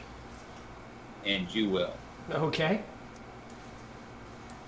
I'm going to conjure animals. Mm-hmm. I'm going to conjure 8 large owls. Okay. I'm going to conjure them 1 in front of each kobold.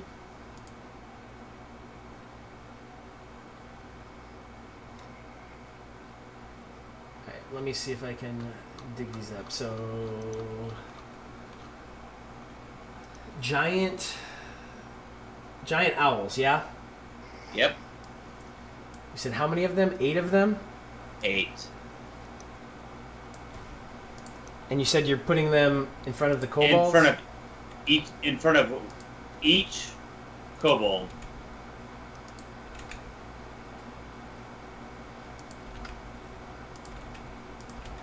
Okay. Including 1 in front of, on the side of Yip Yap. So, okay.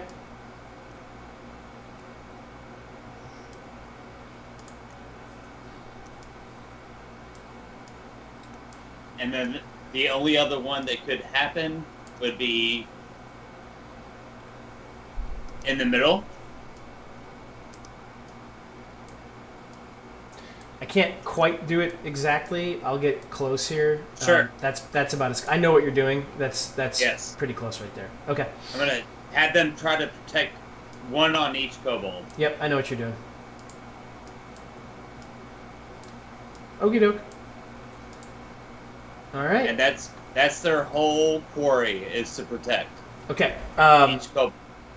So let's have them act on your turn. Or do you want them to act independently? Act on my turn. Okay. So we'll do that.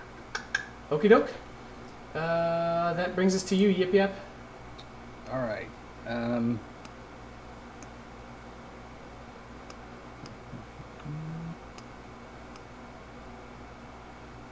The kobolds, as they see you guys approach, start chattering And Yip Yap, you know what they're talking about. They're like, looks like somebody's come here to take out all of these hobgoblins. Maybe they're better masters. Maybe they'll set us free. I'm gonna cast Chain Lightning, Okay. and I'm gonna cast it on this guy. Well, let me see. Let me go back to my thing. I'm gonna cast it on this guy. Okay. And now let me actually cast it. Oh, So he has to make a DC 18 Dexterity save. Oh, Jeez. what the fuck? Yeah. No. That's an 11. So he takes 47. He takes 52 points of damage. Okay. You see him just completely turn to dust and disappear. And then I'm gonna And everything, like all his armor, all of it, just it arcs. And then arcs and then just tish, gone. and then I'm gonna arc it at that dude. Okay. So he Another has to do the same. DC 18. Yeah. I always go with the first one, so that's a 12. So he does not make it either. And same So- thing, arcs all amongst his armor, and then just disappears in a cloud of dust. And then I'm gonna arc it at that one.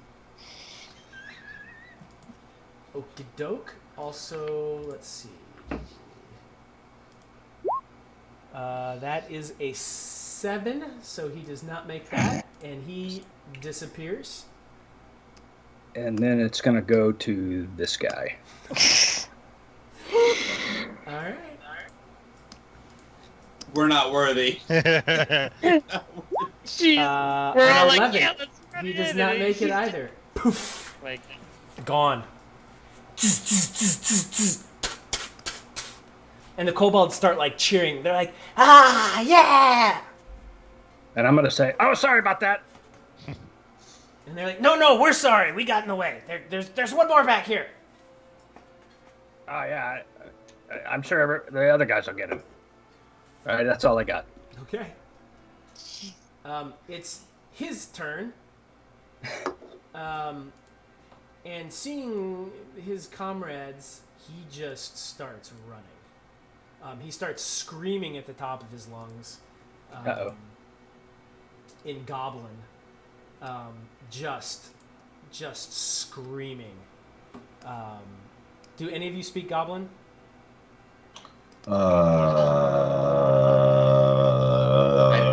No. I don't. Nope. Okay. no. So none of you know exactly what he is screaming for, but he is screaming at the top of his lungs. So he's able to make it from what I you would can say tell.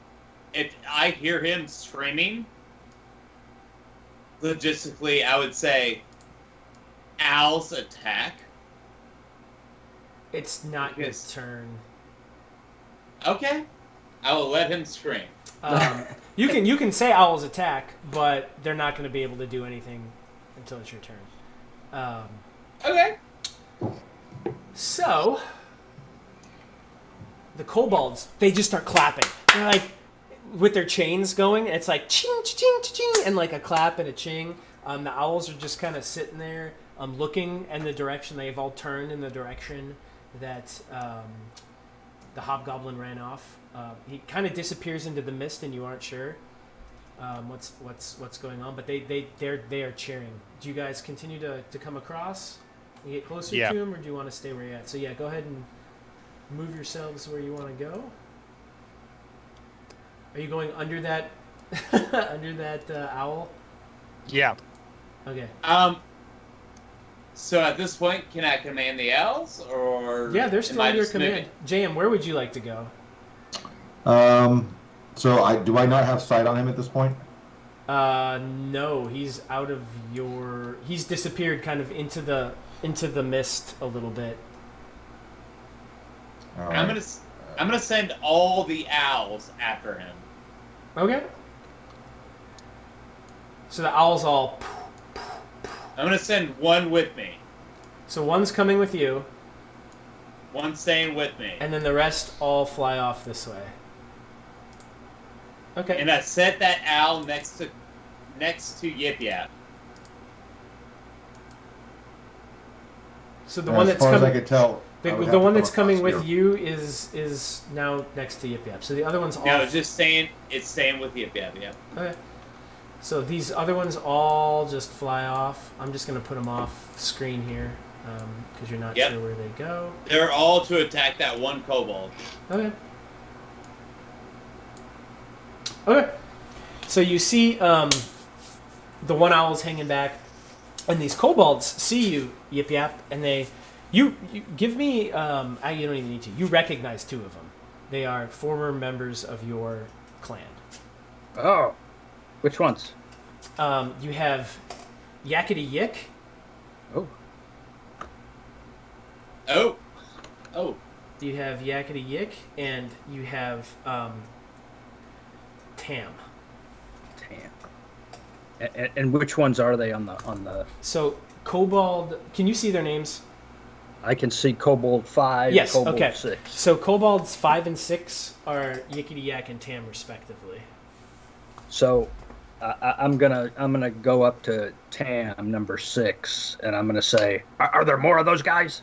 Are you doing it in Kobold, or are you doing it? Yeah, I'll do it in Kobold. We're not sure. They're the ones that they captured us, and we tried to fight, but It's not our thing. it's not our thing. We're diggers and runners. They took us, and we were out venturing from the clan, and Chief sent us out, and they caught us, but they're still there. What are they having you dig for? We're not sure. They said there's something special they're looking for. We're not sure where we're going to be digging, but they said we're good at digging, and they're going to make us dig. And if we dig good, they're not going to kill us. So you didn't see any more other than the ones that were here? They're the ones that brought us from outside and brought us in. They took us from further up. I mean, you're that's where you're from. We've been here for a couple days now. Maybe 11. How's the chieftain doing? He's good, and his daughter's still good. She's alive. Oh, that's good. I was worried about him because I guard his door. Yeah, you're good at that. Yeah. Well, I remember. I was worried about him because I'm not guarding his door. Oh, he's got another guard. I hear he's not as good, but Oh, that's good. Can you get us out of these chains? I don't like chains. Oh yeah, and I'll turn back and I'll say, so unchain him. While this is going on, DM, do Yeah. I have to cross here, basically? Yes, unless you want to Right. go all the way back around. No, I can move 40 feet Uh-huh. on my first turn. Sure. So I would want to go to, here, or wherever makes sense for that first 40. Sure. And then take my second action Okay. to move somewhere in the general direction. And then if I can see the hobgoblin, Uh-huh. I want to cast Hunter's Mark. Yep. You're able to catch as he's disappearing again he's sprinting. It is difficult terrain for him, but you're able to do that. So yeah, you can cast. He's marked. Good. The owls have not caught him? You aren't sure. Do you have a telepathic bond with him? No, I don't. So you I don't know. just send him after him. Yeah, you don't know. Osa will give Yip Yap a look as he walks around and knocks the chains off the Look, kobolds. he went from guarding the door to being in charge of all these guys. Yeah, it's pretty amazing, really. Look, he commands the big ones to do his bidding. Yeah. They're not as smart as we are, really. No. And we don't understand a damn And if word I he's and if I saying. do say, not nearly as good looking either. No, you grew a good mustache. Yeah, thanks. Thanks. I worked on it for a long time. Where are these other kobolds from? The other four, they start chattering a little bit. And they're like, yeah, you know the other village that's I don't know, a couple 100 miles from where yours is? Not really. Does he understand the other kobold? Yeah. We're from there. Okay. That sounds like a pretty nice place. It's nicer than here. Yeah. Everyone make me a perception check. I'm going to use my device to give me an advantage on that again. Sure. Oh, so well done, Nope. sir. Cool. Um, I'll be over here if anyone needs me. I'm right there next to you God. with Avian, apparently. Oh, yeah. okay, Quill. While the kobolds are talking, and Osel's kind of annoyed. He's pretty sure they're talking about Osel. You're pretty sure they're talking about you. Oh yeah. Because they keep pointing at you and then pointing at Yip Yap and then pointing at you. You can kind of see some dark, the gray smoke starting to come off us a little bit. And Jam, you've lost sight at this point. Like with Hunter's Mark, you know the general direction and where he's going, but you don't know exactly where he's at in space. And you've seen the owls kind of flap in, and the mist has kind of swirled in that really cool like turbine way as their wings flap. Everyone's kind of distracted. Quill, you suddenly get a real bad feeling as all of the mist in the area begins to move kind of down and push out, and you start to hear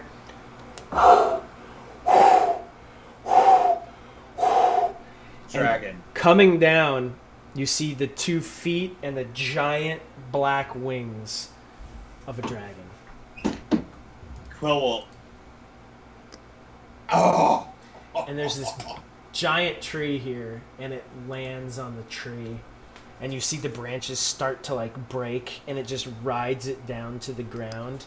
I just look up and go, oh shit. Yeah, it's basically right over you, and it looks at all of you, and it just more to do my bidding, I see. So it's all the way northwest now from me. It's right where you see it on the screen. All right.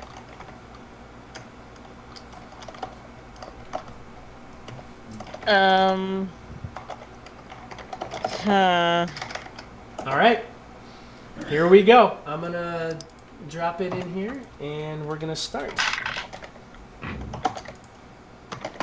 Let me give it its... There we go. Someone's typing real loud, by the way.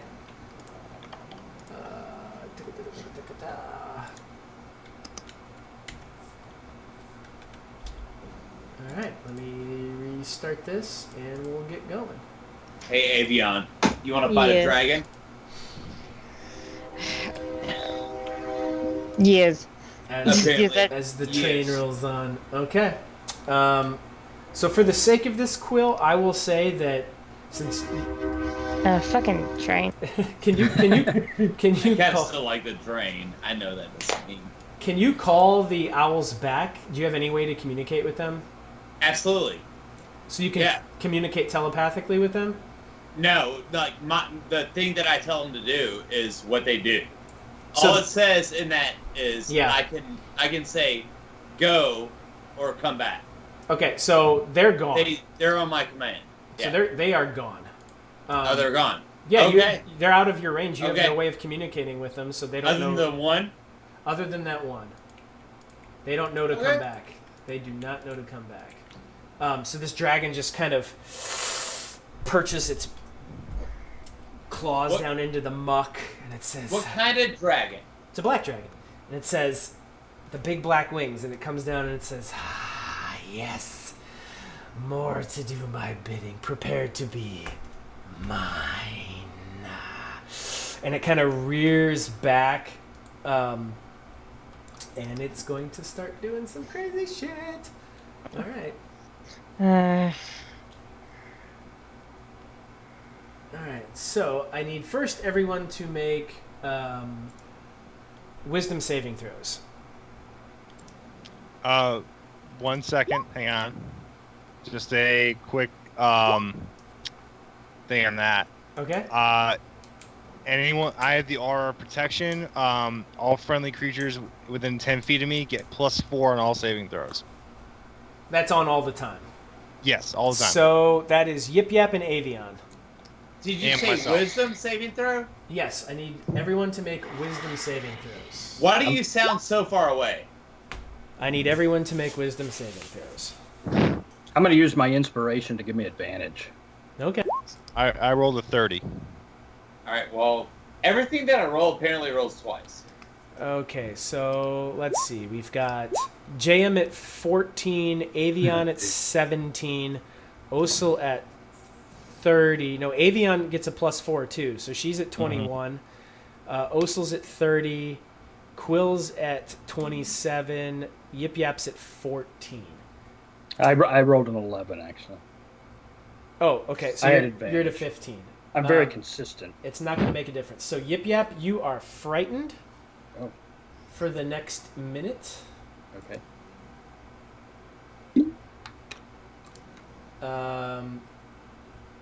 And Osel, Avion, Quill, you are immune. Wait, is Yip Yap within 10 feet of me? Yeah, I got- already added his to it. Yeah. He cannot be frightened because of Aura of Courage. Wait. While I'm conscious, you and friendly creatures within 10 feet of you can't be frightened. So you have Aura of Protection and Aura of Courage? Yes. Okay. So that doesn't apply. So, JM, you, on the other hand, are frightened. Okay. So let me... Damn it, we gotta save Jam. Why are you all the way by his face? That really sucks. Oh, god damn it. Now we gotta save Jam. So let me mark that for you. So you have disadvantage on all ability checks and attack rolls. And you can't willingly move any closer to the dragon than you I already can't move are. closer anyway. He's about ready to take a giant poop on me. I mean, come on. All right. So there's that. And now he's going to make an attack against you, JM. Why not? I'll go with the first one. A 13 doesn't hit you, does it?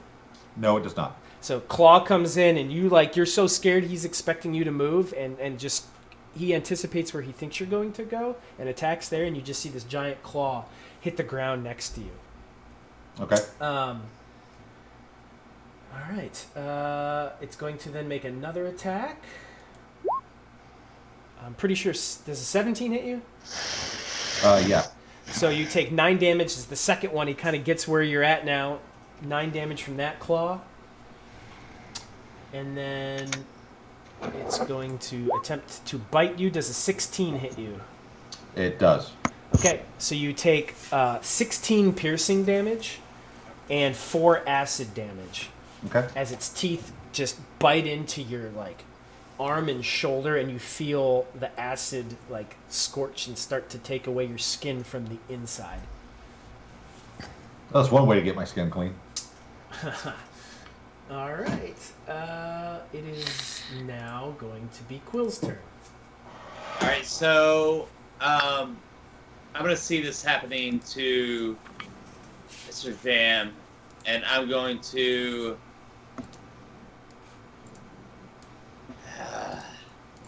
apply Morphin into a giant ape. Okay. Don't you fuck with my Jam. All right. So with that, he's going to retain his wisdom, charisma, and intelligence scores, but he's going to get the strength, constitution, and dexterity of the... And HP. and the hit points of the giant ape. However, he is still frightened. I don't give a shit. I was hoping that would be still the case. So I'm just going to move JM off to the side, and JM is now a giant ape. A Interesting. scared giant ape. Interesting. Let me see if I can put this under... For whatever reason, it doesn't want to let me put it under your control. It just doesn't Under like me. mine? No, Or it's his? under his. I'll try to sort all that crap out later. Okay. So. Alright. Yep. So you've polymorphed him. Okay. Let's see. That's your action. What else would you like to do? I'm pretty sure that Quill is going to just sit there with his arms wide open and look at the dragon Okay. and try to get him. I'm taunting him to come towards me. Okay. And he just kind of. You think that simple creature is going to have anything to do with me? You are surely fooled. And yip yap, it's your turn. I'm going to shout out in Kobold, run! Okay. And then I'm going to quicken another spell. I'm going to quicken a lightning bolt. Maybe. Yep, I'm going to quicken a lightning bolt. And I'm going to fire my lightning bolt at this guy. Okay. Oops. And so much to click through. And I'm going to give him. I'm going to use one of our rolls to Okay. give him disadvantage on Disadvantage? the save. Okay. DC 18 dexterity save. Okie doke. You're going with lightning? Yeah. Okay. That's my yeah.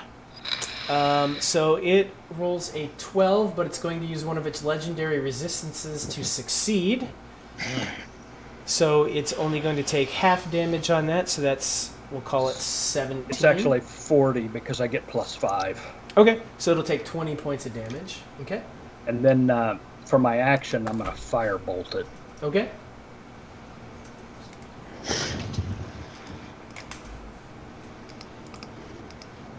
If I can stop wildly clicking where I go. Fire away. And I'm going to... We still have how many pre-rolls do we have? 9. I know. I'm going to use know. another one Okay. on the attack. Yes. Sure. Yeah, I mean, let's see. 21, yeah, that hits. All right, so he takes, 10 points of fire damage. Okay. So the fire comes in after the lightning, and it, like, you can see it arcing between its wings and through, and it's, simple tricks from simple beings. The kobolds, at your insistence of running, all start to take off. Back the way. Like, yeah, no. No. Just no. Just pass Quill in the owl. Cool. JM, by the way, I think I figured out. I think you can move your characters around now. Let's find out. Oh, I can. Look at that. There you go. Jam. All right. And I I'm have to run away. So Enjoy that. So going that- to use some of my movement before I end my turn. Yep, absolutely. And I'm gonna go like right here. Okay. JM, that brings us to you. You are frightened. You cannot move closer to it. And you have disadvantage on attack and ability checks. all right. So looking at what the giant ape can do. And I put it in your... You should be able to see its character sheet in there, too. In Roll20. I put it in your journal. So if you want to bring it up in Roll20. Oh, I've got it up on D&D Beyond. Okay.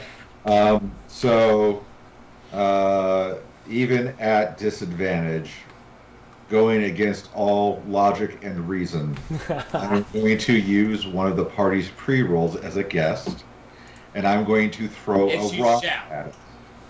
Okay. Is it a rock that I can? Because I can't. I would have to get closer in order to do a melee attack, right? No, either that. I mean, it's basically on top of you. So I will Okay. give you the advantage to do not advantage, but you can do a melee attack. It'll still Yeah. be disadvantage, but yeah. Yeah. I'll use the pre-roll to make it normal. Sure. And it's just a plus. Can I roll with? Is that rolling? Yeah. Okay, it would have been the first one. Sorry about that. So that's a 20. Yeah. All right, so yeah, that's. And it rolled damage. I'll take the damage off the last one, which was 22 damage. Okay. So yeah, describe what you're doing there. I would say that just out of like looking down at my hands, realizing how big I am, I'm just gonna go, and I'm just gonna start wailing on the dragon, just swinging and punching, trying to make contact. Sure. Feeling frightened, but more for the maybe if I kill it, I won't be scared anymore. Sure. Yeah, absolutely. And it has I have multi-attack, Yes, so I'm you not gonna burn the pre-roll for the second one. I'm just gonna do a standard one now that I realize how to make that happen. It's this one, right? The Yeah. first one? Yeah. Yep. So Yeah, that would only That hits. That definitely hits. 12 more. Okay. So yeah, you're just like you guys just see this giant ape shift out of James' being and just start like swinging wildly and just connecting blows into like the two legs of the dragon as it's like hunched down there, and he I'm just like starts straight pie punching it. Just. Yep, exactly. And the dragon's Do I have like, a save at the end of my turn? Is that how the frighten worked, or is that? I believe. I thought frightened was the beginning of your turn. Let me grab it real quick here. Just Figure it double out. check. Frightened is. Ooh, it doesn't say. I'll say at the It's the beginning of your next turn. Yeah, at the beginning of your turn, which is now, you can make. I'll give you the roll. All right, and is that Wisdom. my? It's a is wisdom it my save. wisdom or is it the ape's wisdom? You keep your wisdom, Your wisdom intelligence, saves, and yeah. charisma. So you roll it as regular jam. And as a 24, you are no longer frightened. Sweet. It's about to get on like Donkey Kong. Oh, yes, you are. Okay, doke. Appropriate. And I think that brings us to Avion. Alright. Okay. The dragon. I'm gonna move over here. And I'm gonna take basically just 3 shots with my crossbow and hope for the best. Okay. Guess one. Oh, yeah. yeah. Okay. Hoping for the best work. Yeah. Alright. That definitely hits. The second one misses.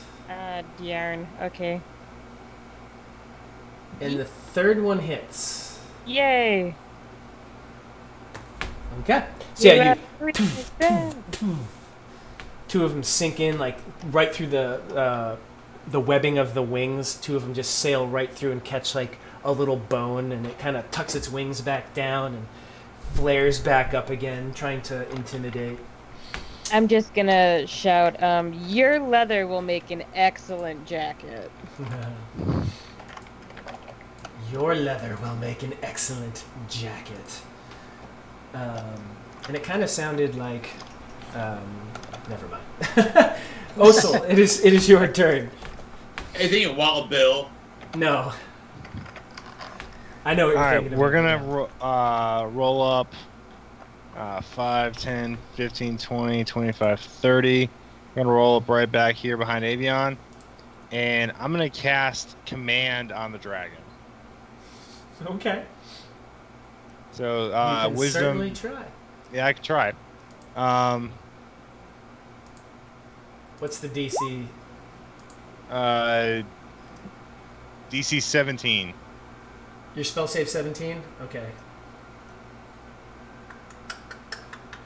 Hold on 1 second and let me pull something up here.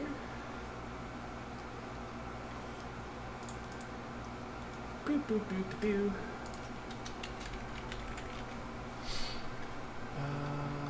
Spells. Okay, spells. Cool. DC 17, he said wisdom? Yes. And using the first roll, it does not make it. All right, so I will. But it is going to use its legendary resistance to make it. Okay. Those legendary resistances, man, they're great. Yep. All right. Are we on our second So or it third? as you start to do that, you're like you start to cast it, and it goes, no. All right, that's my turn. Okie doke. Its turn. So it bounds up, starts flapping its wings. Jamie will get an attack.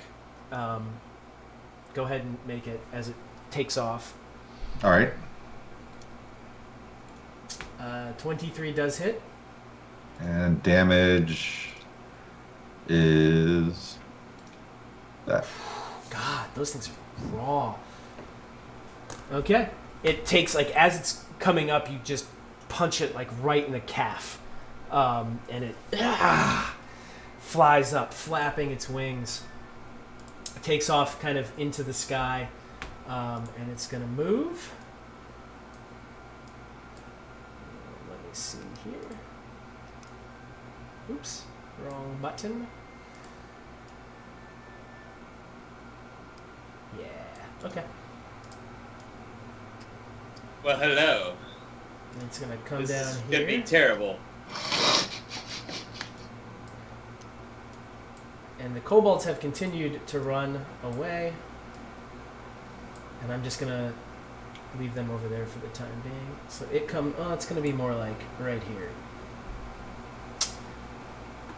And it lands, and it's going to attack you guys. So, Yip Yap. Does a 17 hit you? I'm going to shield it. Ah, yeah. With your reaction. So that bumps your AC up by what, 4? 5. 5? Okay. So it does not hit you then, I'm assuming. It does not. Okay. And then it's going to attack you again. Actually, it's going to... I need Quill and Yip Yap to make wisdom saving throws, please. Wisdom? Yep. I'm going to use Wisdom saving throws from both of you guys. I'm going to use one of our pre-rolls to give me advantage. Okay.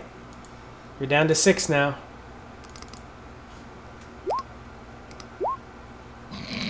Both of you... Okay. Both of you are frightened. So you have disadvantage on attacks. And I've caught whatever Osel has. So yeah, you have disadvantages on attacks and ability checks, and you cannot move closer to the dragon. That won't be a problem. I have plus 11 to wisdom saving throws. How did I get a 13 and 15? You rolled a 2 and a 4. 2 and a 3. No, I know. I know how it actually happened. So let's see. The bite still doesn't hit you, Yip Yap, but now it's going to make a couple more attacks here. So it's going to go after Yip Yap you again. Man, it's rolling like trash. 12 does not hit you. And it's going to lay all its attacks into you. I'm pretty sure 29 does hit you, though. That does hit me. Yeah, that's 13 slashing damage as its claw comes raking across you. All right. Okie doke.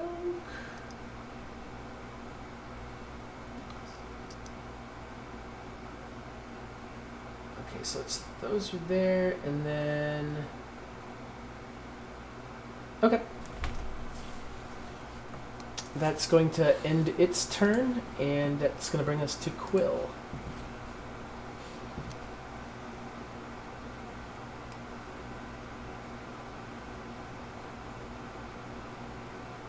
Quill?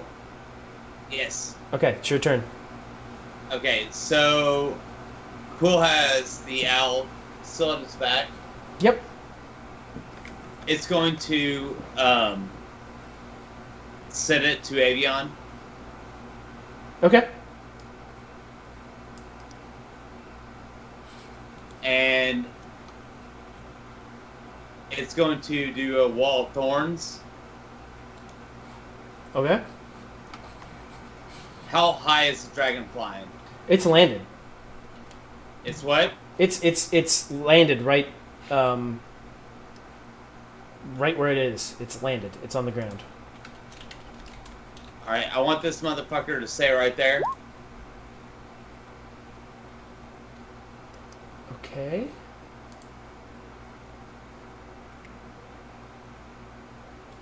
So what dimensions are you making this wall? Straight down. No, I mean like you get it's up to 60 feet long, 10 feet high, and 5 feet thick. Or a circle that's 20 feet in diameter and 20 feet high and 5 feet thick. Then just around it. I mean, if it's 20 feet around. If it's 20 feet around, so yeah, you can catch like it and leave the two of you out. Yes. Okay. That's all I want is to wrap it up. Okay, so it's gonna have to make a Dex saving throw. Okie doke, let me do that. God, this thing's rolling like crap, y'all. That's a 3, so it fails. So it's going to take a bunch of piercing damage. Yes. 7d8 piercing damage, which it looks like it already rolled, which is 31. It's going to take 31 damage. Okay. So yeah, like this wall of thorns, 5 feet thick, 20 feet high, and 20 feet in diameter, just suddenly appears and like catches the dragon and just pushes it back into the middle of it, and you just. As it does, agony and pain. I just put my hands up to it and laugh. Okay. And try to get all its attention on me. Sure. As my bonus action. Okay. So let me see. You don't have to do that as your bonus action. That can be your reaction.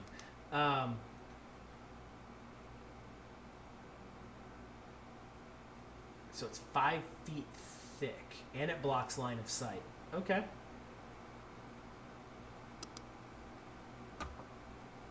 Okay, so it's not. Its top is open. It's just 20 feet in diameter and 20 feet tall.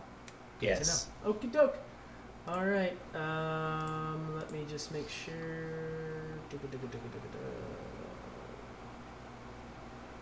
Okay. Fair enough. Here we go. So that's going to bring us to Yip Yap. Does that, can I still see it? No, it works both ways. So I can't see it. Nope. Well, that's going to make it difficult. I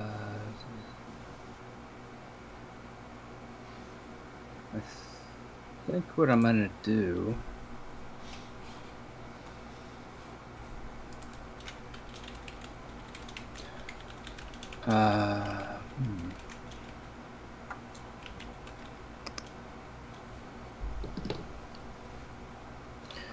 I think what I'm going to do is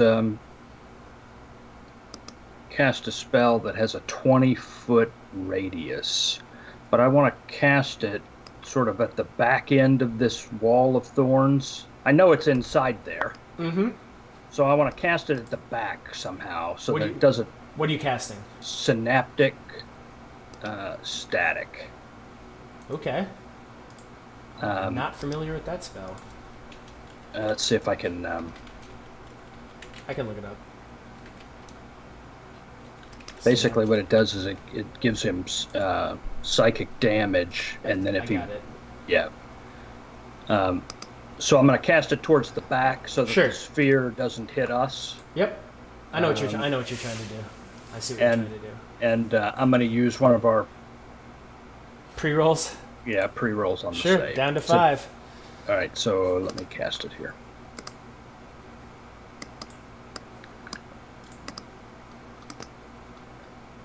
DC 18 intelligence save. Okie doke. Let's see what happens. This thing, Billy, are you in charge of this dragon?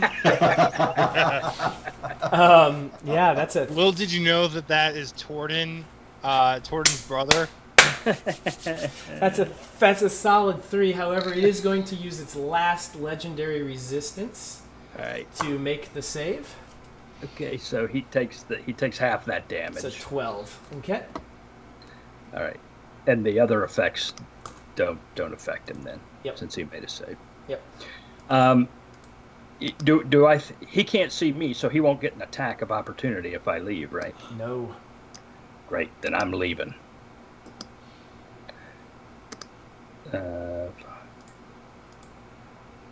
10. I'm gonna go right there.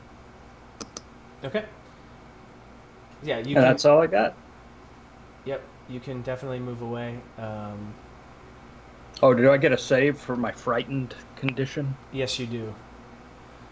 And it's a wisdom save. And you rolled well enough that even at disadvantage, you rolled.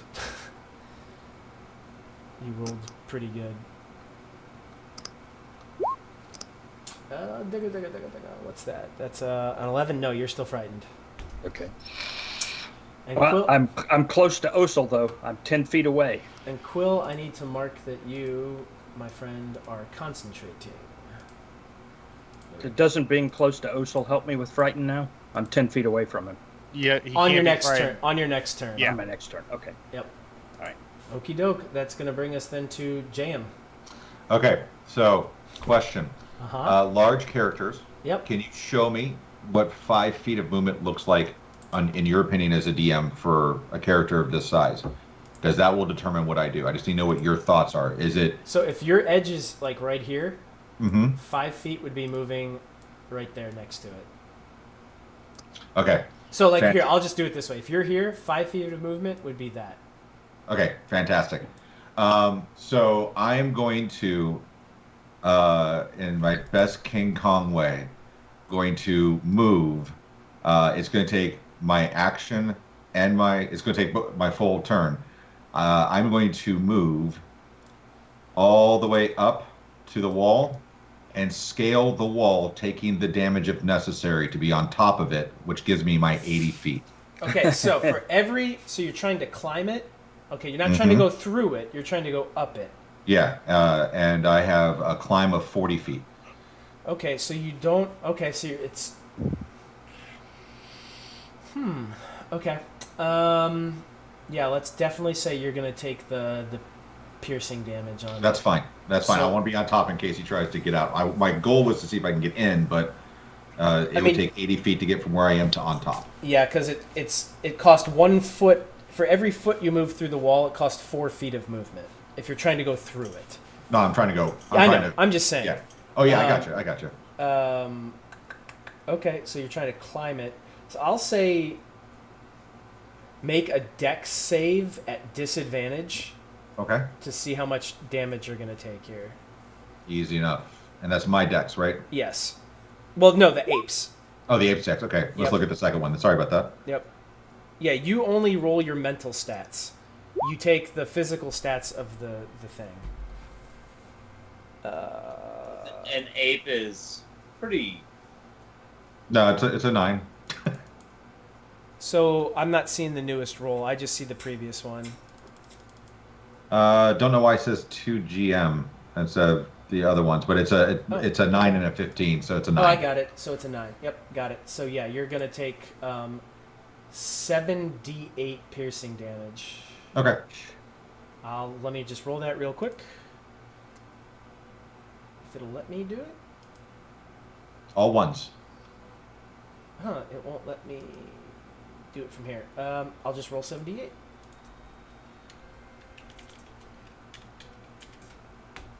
$26 damage. Easy enough. 26 damage as you climb to the top of this thorny wall surrounding this dragon. And I'm just going to look down in rage, just waiting to see what he does. Yep. Okay. All right, that brings us to Avion. Time to try something stupid. Okay, so I am going. Let's see.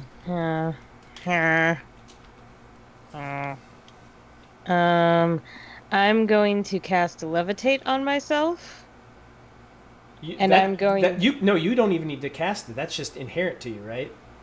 Well, I mean, it's kind of like I kind of have to cast it. Okay. But it's like It's for it's part of whatever. your right. Just It's, start. Yeah. I can levitate. It's cool. So you move straight up in the air. Yeah, I levitate. Well, I get kind of a running start, pole vault, and levitate, so I can move just a little bit There you go. up and get in line, say like right here. And Mhm. can I see the dragon, the top?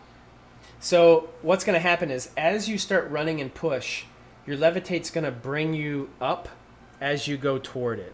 So I would say by the time you hit, so where were you? You were like here, I was right? right. Yeah. So if you start running, I would say by the time you reached here, you could see the dragon. Awesome. So I'm gonna take Maybe right here. Jam, I'm just gonna put you down here for the sake of That's fine. of this. That's fine. Right here you can see it. All right, I'm gonna take 2 shots with my crossbow Nice. because I want to help kill a dragon. Does That's not gonna help kill a dragon. Does not No. hit.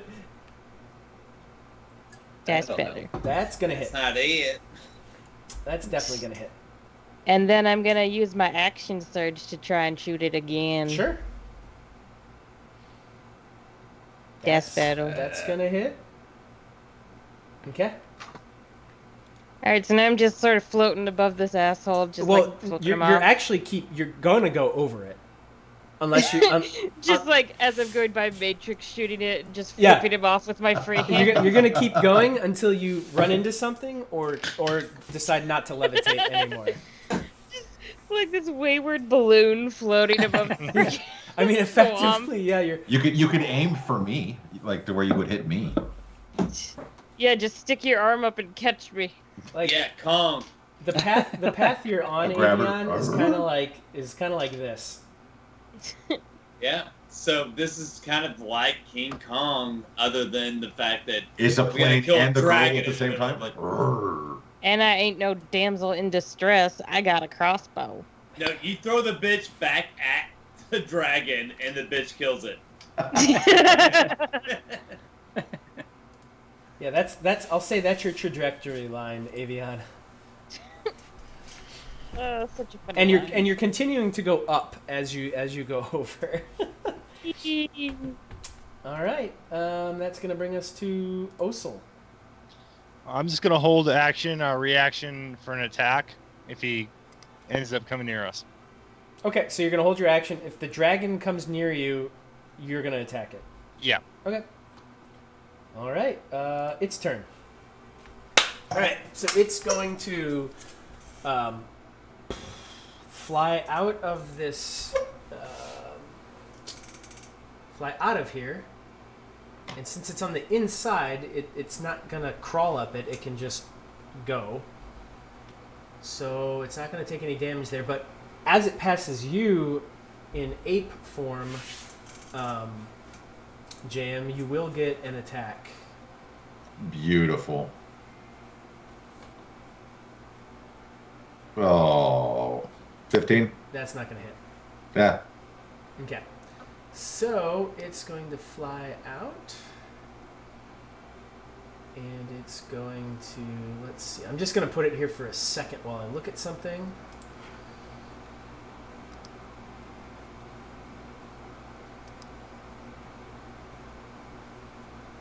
I wanted to jump down in there. Ah. Okay. So it's going to, Cage match. it's going to land here.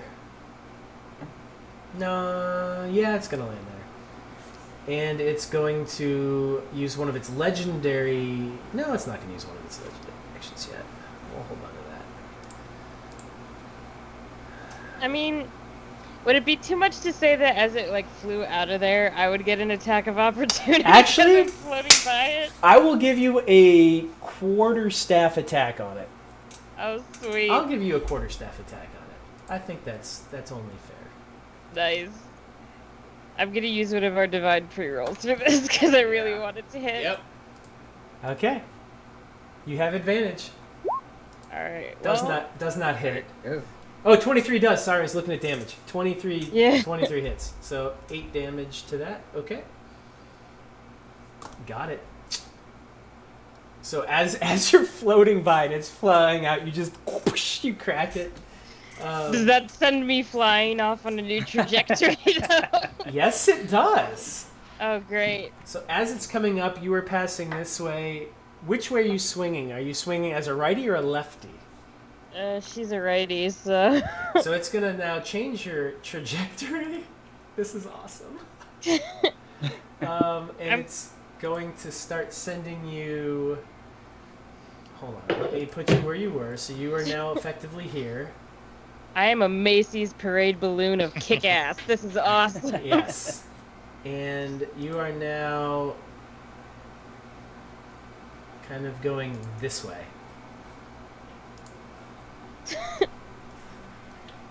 Until you, but you've horizontaled off. You aren't going up anymore. You're maintaining a level trajectory. That's good. Okay, so back to the dragon here. Oh man, I love this game. So dumb. So dumb. It's going to make a bite attack against you. Yip Yap. Well, hang on. It came near me, so I get my attack. What, it gives Yip Yap? No, it doesn't. Just because it lands at. Wait. He held his I action. held my action. Oh shoot, that's right. Yes. All right, so Yep. Also, loud keyboard, somebody. Stop it! This is my quietest keyboard. All right, so yeah, go ahead and take your attack then. all right. Well, I'm going to. All right, hang on. I'm gonna roll my attack. Ribbit. All right, Oh, yeah. hang on. Don't tell me if it hits. Oh god. Hang on. I'm going to channel divinity guided strike.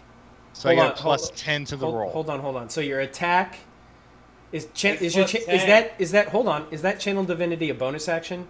No, it's when I make an attack roll. Okay, because some of them are actions and some of them are Yeah, no, bonus this actions. says when I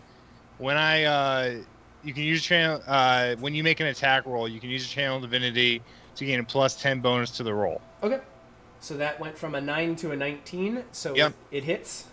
Cool. And can I use my branding strike or smite? So you held your action. Yeah, technically you'd get your bonus action Okay. because you So- held everything. So yeah. Branding smite on the dragon. So 13 plus 15, so 28 damage. Yep.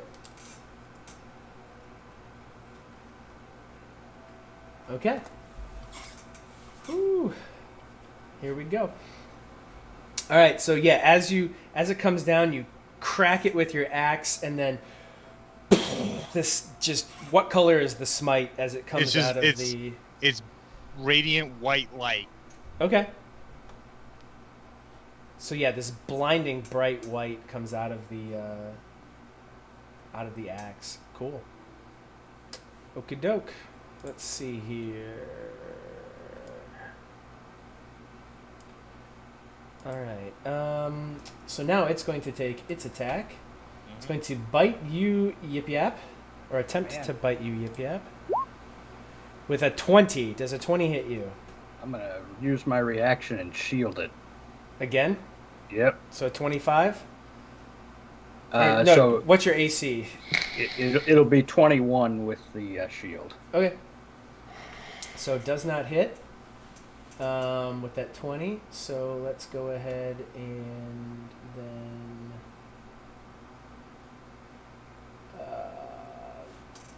claw at you. God, this thing rolls like trash. Just rolled a 1. And another 1. Man, this thing's got Osel written all over it. So yeah, it just... Literally on the game board it does. Now. Right. Yeah. So after that branding smite dealt by Osel, the dragon is just so distraught it can't quite focus on anything, and it's swiping and trying to bite, and it can't connect with anything. Yip Yap, you're at this point, your fear, you are no longer frightened because you're within 10 feet of Osel. Quill, you still cannot, on your turn you can make your save, but at this point you couldn't move toward the dragon. And that's now your Can't turn. move towards it? No, you're frightened. You can't move toward it right now. Now you can try to make your save. Make your wisdom What's my save. save? It's a wisdom saving throw. Yeah, you make it. You are no longer frightened. Okay. So now you can move toward it. Alright, so Quill is going to... Is it... So where is it? That circle? No, that's your wall of thorns. It's down here. Can you guys not see the dragon? Well, I can see it. I Oh, can yeah. see it fine. Yeah. Quill, or Elliot, you might need to move your screen around a little bit, buddy. He's over here, Elliot. Okay. Oh, I see it now. Okay. So Quill will move right up to it.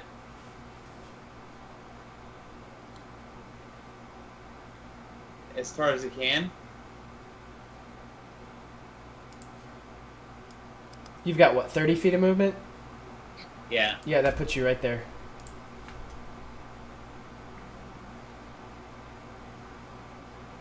What are you going to do? And at 6th level, I'm going to use Moonbeam. Okay, so the wall of thorns disappears. Yep. Oh, great. And JM, you start to fall. Oh, jeez. So you're going to fall 20 feet. All I wanted to do was grab Avian and jump down anyway, but this is half of it. I'm gonna reach out for you and be like, All right, so you're going to start to fall. I think Quill's damaged you more than monsters I today. think Quill's damage to your own party. It's a privilege of being the guest. Yes. So that's what, 1d6 for every 10 feet, so 2d6 damage? I would actually argue that it'd be D8s because of my size, Yeah. That's, to be fair. yeah, But you're that's also true. an 8. Yeah, let's do 2d8 then. I'm fine with it. This is my cushion, right? I get Yeah. and then 9 That's damage. why I made you an 8. 9 damage, got it. 9 damage. As you hit the ground. I mean, I would say on a scale of 1 to 157, I'm at a 122. All right.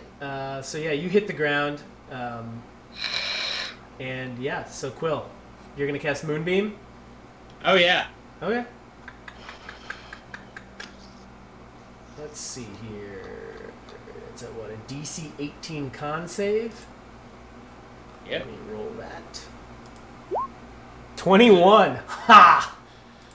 Boom. Makes it. Makes it. Yeah, it makes it save. Makes it save. So it's going to take half that damage, which is, we'll call it 10, because I've been going lower for everybody today. So we'll go 10 damage to it. Okie doke. Let me draw the moonbeam up for you.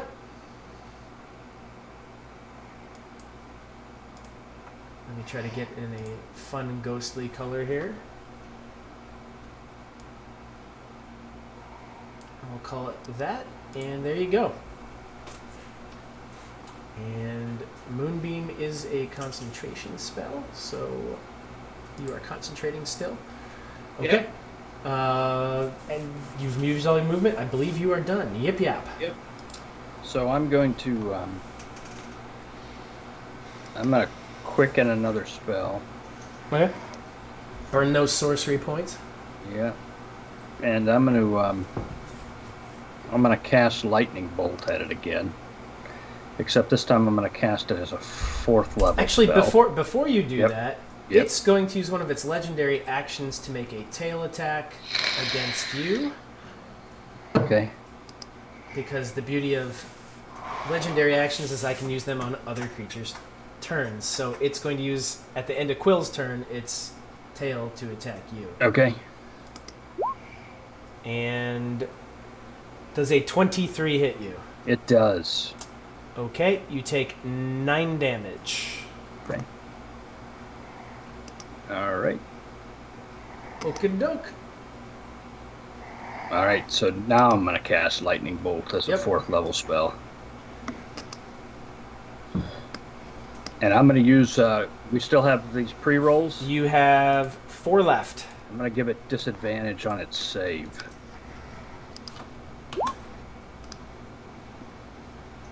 Okie doke. Let's see here. So DC 18 Dex. Yep. With disadvantage. Yep. Rolls a 6.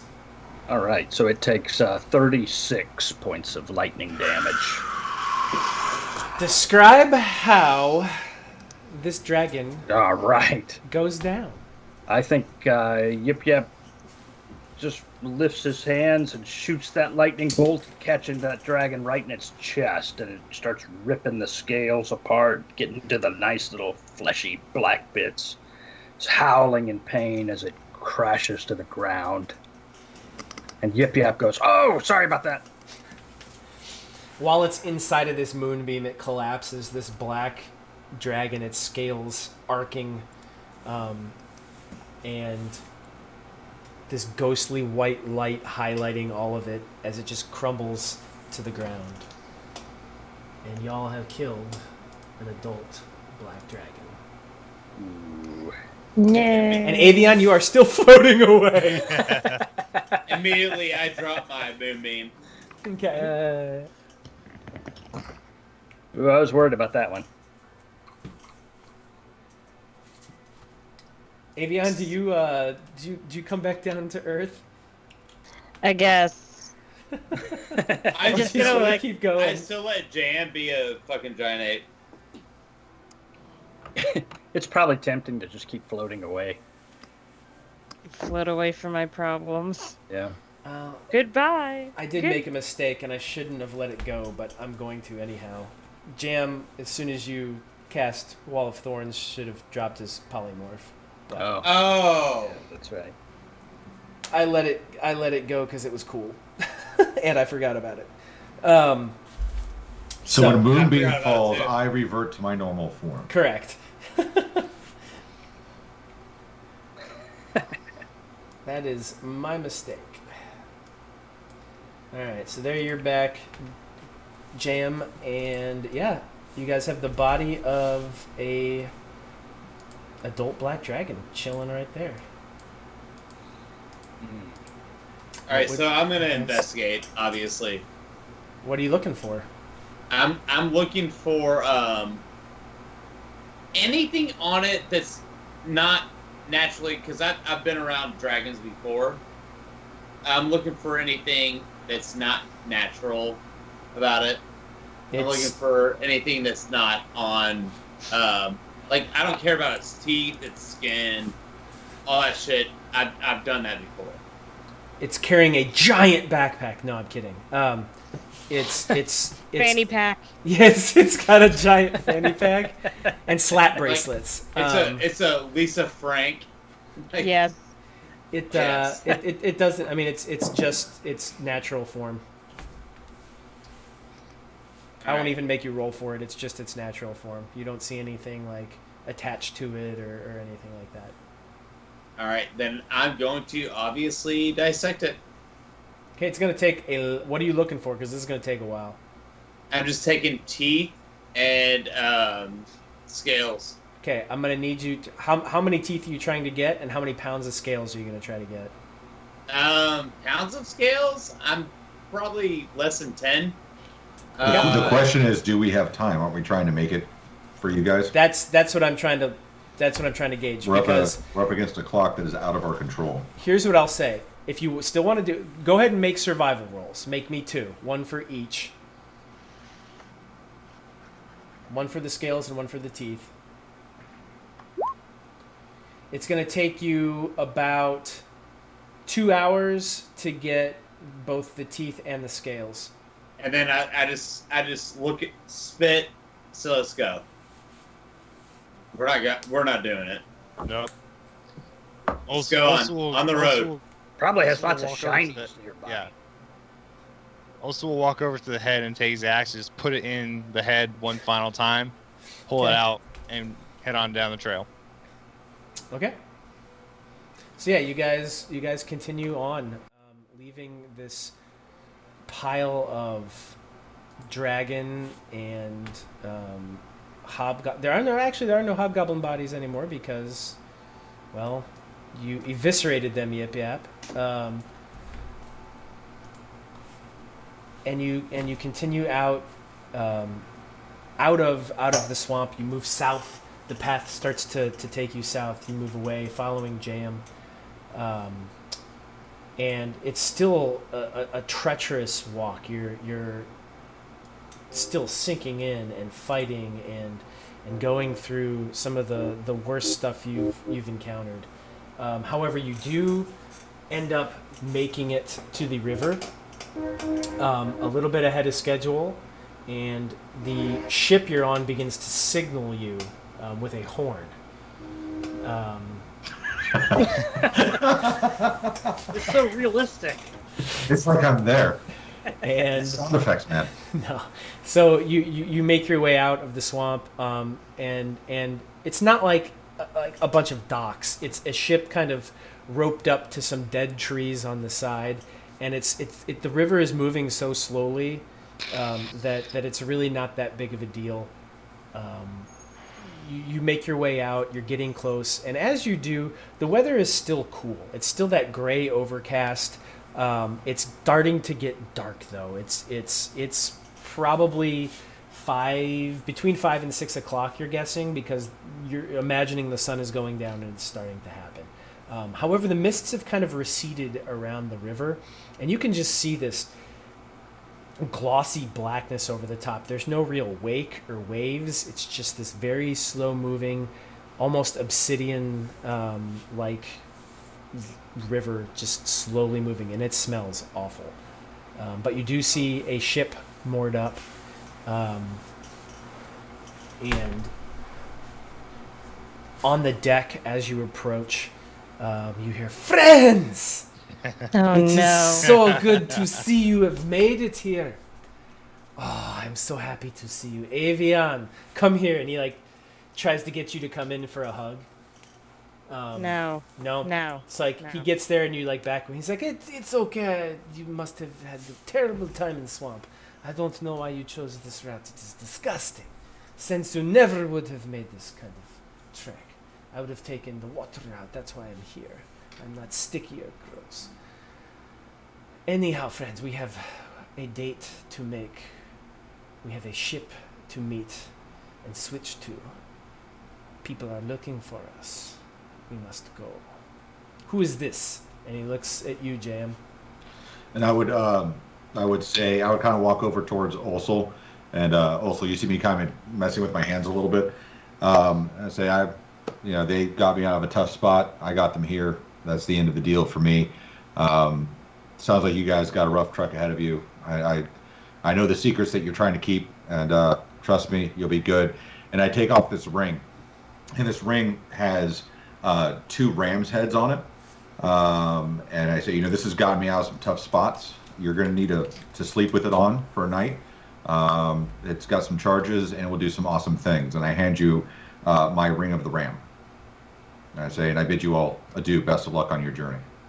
Thank you for coming along with us. And I will hand. I was like, as a token of my appreciation for how good of a companion you were, I will give him the Candle of the Deep that I had. The Candle of the Deep. Mm-hmm. And I'll give that to him and say, you probably will have a greater use of this than I would. So, farewell, safe travels, and thank you for your companionship. Safe travels, adventurers. And then, Jam, do you stay on the dock as they kind of, or the side? You just peel back off? Away. Okay. I walk away. Okay. I would say that after about a minute, they wouldn't even be able to see me. I would pop everything and I'd disappear into the darkness. So, Jam disappears, and you have the four of you back together on a ship with Sensu. And you slowly make... There's no real wind. He's got a couple of guys with poles just trying to, like, make sure that he stays centered, and it's a very slow trek out of here. It probably takes a couple of... several, 5-6 hours from where you are. I've got just to make it to the mouth. Spells that I could spend. Okay. If like the wind. Gus, do you want to do something Yep. like that? Okay. So yeah, you can do it, and like at each time you do it, it picks up speed for a little bit, and then it ends up slowing back down again. Okay. Now I've got Walls of Gus, and I've got. Okay. So you can use those periodically to like try to speed you up. Okay. But you all start to get tired, and Sensu senses it, and he says, "It is safe here, friends. You can sleep. You must rest. I'm sure you have tales to tell, and adventures of your adventures that you've had. The vast swamp, very few come out of it. I, of course, have been there and have come out of it because I am Sensu. However, we can share those in the morning. Rest up. There is food for you below. Warm hammocks, I guess, as warm as a hammock could be. But you must rest. We need you to have your energy. Sensu is on the side of good with you. Very well. Go below, friends." And as we go below, I'm going to look at Avion. I'm just going to say, we stay together. You and I, also, Yip. Not one of us aren't together. While he says we have safe passage,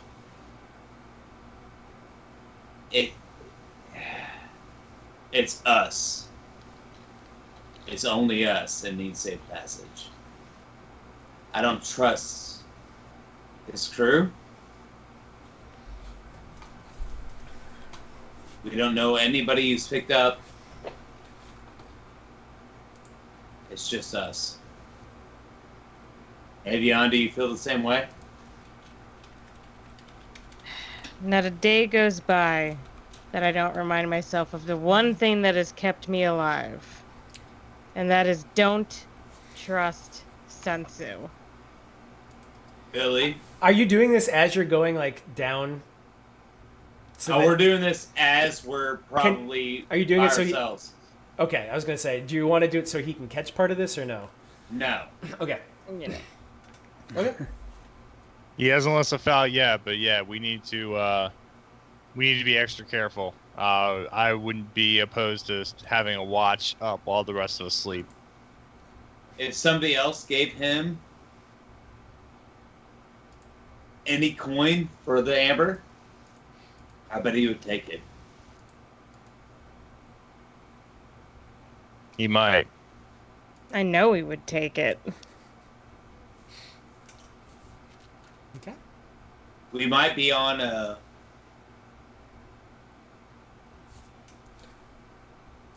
cube in the water that might send us to our deaths. Are you having a seizure, Quill? I think Quill's thinking right now that we might be in our worst path. Okay. He gives pretty good advice, though. We just need to be alert and aware. And As of now, non-committal. we just need to be. We can't trust anyone except us, and that's just how it is. Okay. So you guys set your watch, taking your turns doing it. Sensu is up with his crew above deck, and you eventually sense whoever's on watch. You it doesn't really matter who it is. Whoever it is, you feel the water start to get a little choppier as you realize that you're coming out of this river and into the Dragonmere once again. And then you hear and feel the sails drop, extra sails coming down, and then speed start to pick up as you make your way further into the Dragonmere. And that, folks, is where we are going to pause for tonight. We will be back again in 2 weeks, which is July 8th. Where we are really closing in on the end here. So our party is now in the Dragonmere, about ready to meet up with another ship.